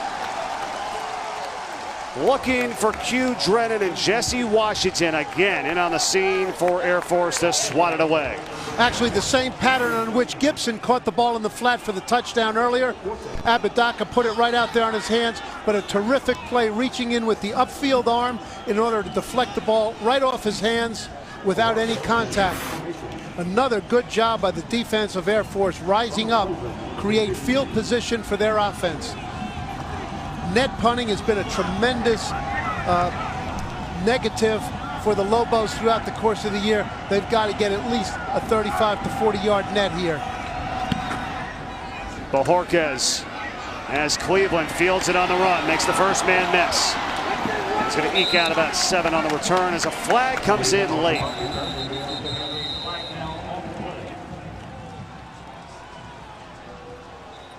Cleveland's reaction does not look good for Air Force. We'll see if it's on them on the return, and we'll back them up if it is.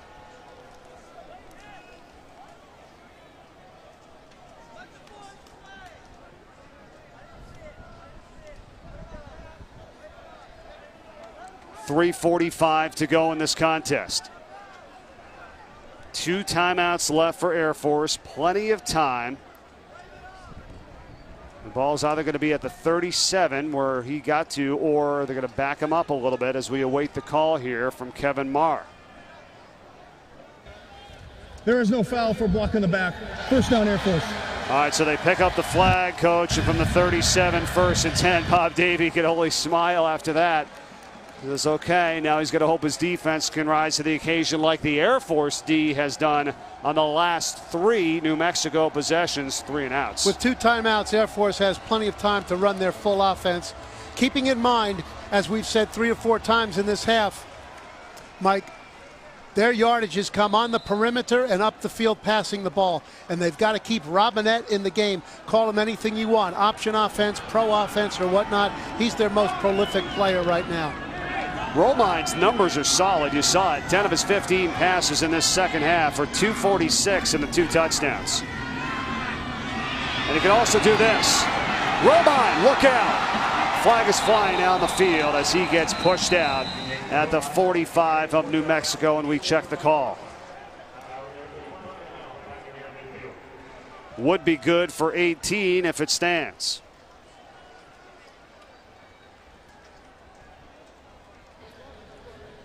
Holding. Offense number 3. 10-yard penalty. Repeat, first down. It's on DJ Johnson.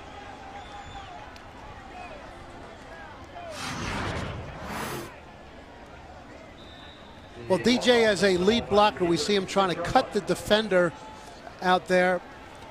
He wraps his, hey, this is a little trick that these guys learn. They wrap that leg around the arm around the leg on a cut block, and they think they can get away with it. That was really well called by the back judge. Now here's the thing, that's a spot foul, so it's actually 1st and 11. They get the first down, but it backed up, and it's 1st and 11, and Romine gets taken down. And on the play first, Maurice Daniels, senior defensive end for New Mexico. Both of these teams seem to have abandoned the inside dive on the option plays and are going with double options rather than triple options with no inside fake, and the defense is just running to the edge very quickly. Clock management now here for Air Force. They can do it right.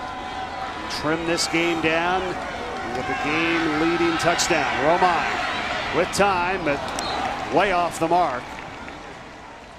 And intended that one for Ryan Riffett. First time that they've went his direction, the junior tight end. He's got 5 grabs on the year. 2 of them are touchdowns. Now on this 3rd down and 11, the Lobos bring in 3 pass rush defensive linemen trying to get the same type of pressure they did before, and that includes Donnie White, who got that sack, and he's lined up on the same side of the defense as he was when he made that hard inside rush for the sack. Let's see if they can get to him. 3rd down and 11 for Air Force. Romine incomplete. Cleveland intended target. They're looking for the flag, and there are none. Now, you can put this one away with your 2 timeouts. Or if not, you're really in a world of hurt if you don't convert here. What are you doing, Al? If you don't convert here, really the game is basically over. Okay, Air Force appears to be going for it here. They bring Matakevich into the lineup, which gives them another 6'5" receiver in the game. So they've got 3 6'5" receivers in the game to match up on these shorter defensive backs. Well, this is it. Play of the game here for Air Force on 4th and 11. These routes will all be right at the sticks. Romine made open, but it's incomplete now. Robinette and also Riffett. And I'm not quite sure. There a little miscommunication there. What was happening? Well, Robinette ran straight down the sideline. He was well covered. They were bringing Riffett over from the right to the left on a high, deep over that they wanted to clear out the zone with and throw it to him, but they matched it with man-for-man coverage, so they ran all the way across with him and picked him up on the other side. Yeah, I think it's going for Riffett that time. It's a bad pass. Right, they had a chance to really stick it on the receiver. It would not have been a difficult catch. You said it correctly, Mike. Okay, you can go into a detailed technical advantage analysis. Nate Romine, for all the good passes he's thrown in the game, just missed that one. A couple things happening here. Injured player down, Nick Diavanzo, 91 for New Mexico. They attend to him. Bob Davies out there as well. Now here's the thing. I think with it 4th and 11, Coach Calhoun's probably thinking, right, Coach, okay, it's all right if our defense holds them even to a field goal. It could still be a one-possession game. They still have their 2 timeouts. It's not ideal, but it could still be a one-possession ball game if they hold them to a field goal, but they can't give them a first down. They haven't, though, the last 3 drives. Well, if he's the coach, he's got to, I'm sure he did factor in that our defense has been playing better. We have a chance to do the same thing out here, thinking that they're probably going to run the same relatively conservative plan that the Lobos have run ever since Apodaca has become the quarterback. Now, you don't want to speculate because you don't know. Maybe there's something going on with Lamar Jordan. I mean, he does have his helmet off, but there's a lot of players with their helmet off right now on the sideline for New Mexico. So we are not quite sure what the deal is, but it's Apodaca who's been out there for most of this second half. They need at least a first down to try to seal this and force Air Force to use those timeouts. McCorley bumps it to the outside. It goes out of bounds. Now, still over 2 minutes to go, so it doesn't stop the clock. It'll start running again once they place this ball down. McCorley just used the speed that we've seen so beneficial to the Lobos throughout the course of the game to bounce it out outside and save it from being a disastrous situation. Yeah, the clock stops, Mike, but they waited 10, 12, 15 seconds to get it stopped, so it does not maximize the amount of time they could have run off the clock. They need to take this down on the play clock under 5. Well, because it's over 2 minutes, the clock does get restarted once the ball got placed. They shaved a few more seconds off, and now Apodaca is taken down. It's going to be a loss. Weston Steelhammer, Ryan Watson there for Air Force, and they've called timeout. And they'll call timeout after the next play, which means there'll still be substantial time left in the game. And if you're New Mexico, you've got to watch it because you don't want to set up a 30-second timeout. You don't want to set up a 50-yard field goal. You got to get some yards here. Right. The key thing here is make a first down. Okay, whatever that takes. Run the option, throw the ball. If you make a first down, the game is going to be over, essentially. Okay, so a lot of teams here would say, well, we don't want to throw the ball. If it's incomplete, it stops the clock. If it's complete, you win the game. And so the risk reward is great because even if the other team gets the ball, they still have to go all the way down the field. I understand. Now let me ask you the other side. If they don't get the first down, pending the yardage, do you go for a long field goal here, or would you punt it away by any chance? I would have to know have been with that field goal kicker on the field every day in practice. But as poor as their punting is, if they just get a normal punt from this field position, they got a chance to down it inside the 5. And if the other team has to go the full length of the field because they didn't get that 2-point conversion and no timeouts, the odds are in the favor of the Lobos in that circumstance. Let's remember, Jason Sanders, he's 1 for 1 today with a 49-yarder, but going the other direction. So now it's a crucial 3rd down and 8 for New Mexico. Owens, not much.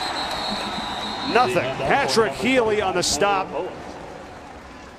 And Air Force takes their final timeout with 2 minutes left. Their 3rd and final timeout, 60 seconds in length.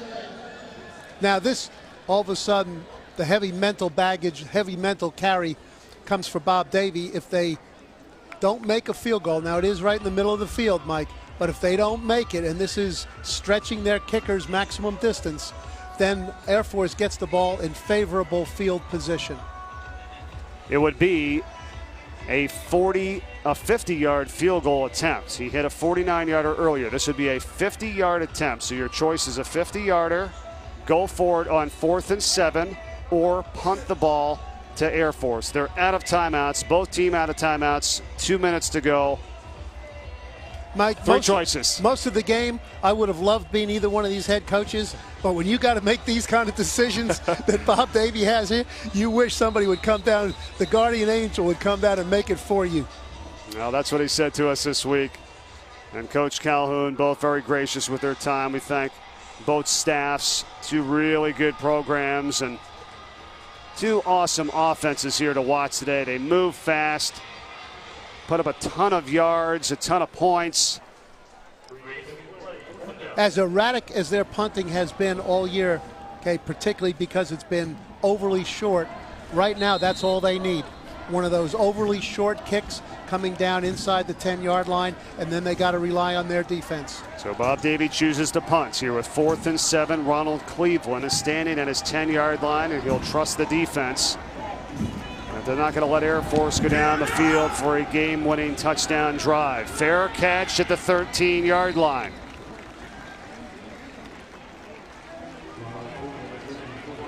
How fun is this? 1:54 left. It's come down to this. It's going to be down at the 12-yard line, so they'll have to go 88 yards for the touchdown and the game winner. Let's see what happens. Well, it'll be very interesting here, Mike, to see if Air Force does go to that shotgun 4-wide receiver drop back pass formation that they have used quite a bit during the course of the season, but have not broken out yet today. In any case, the defense has got to know where Robinette is and say to themselves, we're not going to lose the game because this guy makes plays. There he is. Going to continue under center. There's no reason for the defense to take any run fakes, play pass in the secondary all the way. Robinette on the left side of the offensive line. Romine gets away from pressure. Flag is down. Gets decked as he puts it up for grabs, and it is Robinette making the catch at the 42, but there is the flag back inside of the 5-yard line. Holding. Offense number 66. Half the distance to the goal. Replay first down. That negates a 30-yard pass play. We knew that, though, as that flag went down. As just amazing what Robinette has been able to come up with, but there was heavy pressure coming off the offensive left side here. Hey, clearly a hold, pulls him away. Otherwise, it would have been a sack on the 5-yard line.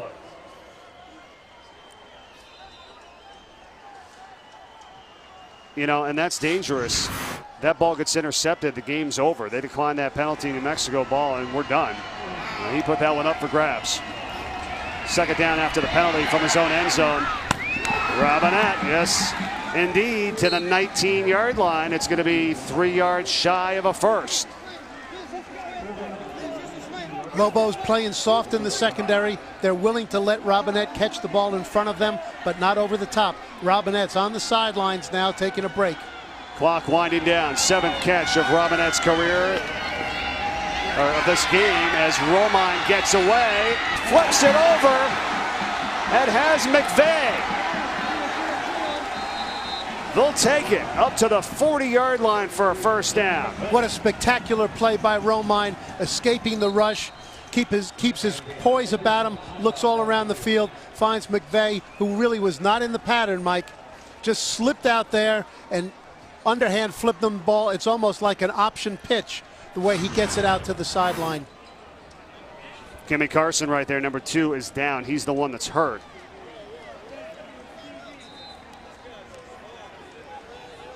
This Tim McVay, he's not spectacular, but he's all over the place. Whenever you look up, something good is happening with Tim McVay. Option pitches, goal line runs, pass routes, kick coverage.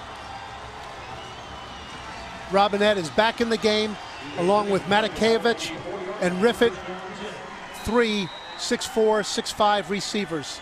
Air Force needs 60 yards in 1 minute and 7 seconds and ticking.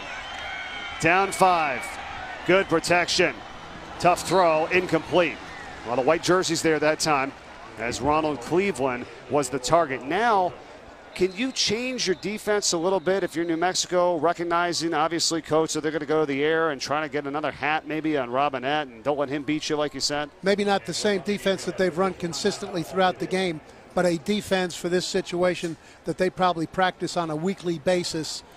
Now, what we did have there also, Mike, was the first shotgun snap with Romine getting the ball on a direct snap from the center, and most particularly with the back and Refit, the tight end, in 7-man protection. So they're trying to get the ball further down the field with a 7-man protection instead of the 6-man protection that they ran on the previous plays. Good observation there as you look at Jaden Boatwright, or we did for a moment, that is getting off the field. Boy, this guy has just been so banged up. His first game back in such a long time, and he's been in and out of the lineup today. Had that turf toe, and he's out right now with 1 minute and 1 second left. 2nd and 10, Air Force from the 40. Out of timeouts. Romine, it's incomplete, and it's almost picked by Lee Crosby. Could have ended it for New Mexico. So what happened here, Mike, is now Air Force switched. They decided to put Refit out there as a wide receiver, so they went back to a 6-man protection, and it's obvious that Air Force is having a lot of difficulty in the 6-man protection, keeping the rushers off of Romine. Now they go with 4 wide. 3rd and 10. Romine gets away. Sideline route, and Robinette couldn't grab it. He was trying to tiptoe that sideline and maintain his possession inbounds, but it wasn't a great throw. Well, once again, it comes down to one play here. This is it. 4th and 10 for Air Force. 49 ticks left. What do you got? Throughout the year, the Lobos have been an aggressive blitz team, particularly perimeter blitz, but they've chosen on every play of the last 2 series to be a 4-man rush and a coverage team. Although obviously coverage is a word used loosely when it comes to Robinette. 3 receivers left. Robinette at the bottom of the screen. 4th and 10. Play of the game. Air Force, do they stay alive? They do not. Incomplete. No flags are down, intended for Ronald Cleveland, and New Mexico is going to come away with a win here today. Well, there's been action all day long, exciting action, Mike, and it's just fitting that we had a lot of drama here at the end of the game. Big plays made by Romine to keep the drive going. Unfortunately, they couldn't pull it off, but a great win for New Mexico, bouncing back from their loss to Boise, and most particularly for the first time this year, protecting a 4th quarter lead. And a thrilled Bob Davie on the sideline there moments ago. They've got to get some clean kneel downs here, and that's all it's going to take. What a job by New Mexico hanging on. Bob Davie's group is going to go to 3-3 and 2-1 in the Mountain West. This is crucial. Big time win for them today. Well, we talked about standings earlier. Air Force had a little bit of a leg up on being a contender, but hey, they're right in this right now, and they get a chance to play all the other contenders, so they can win their way into the top of the division.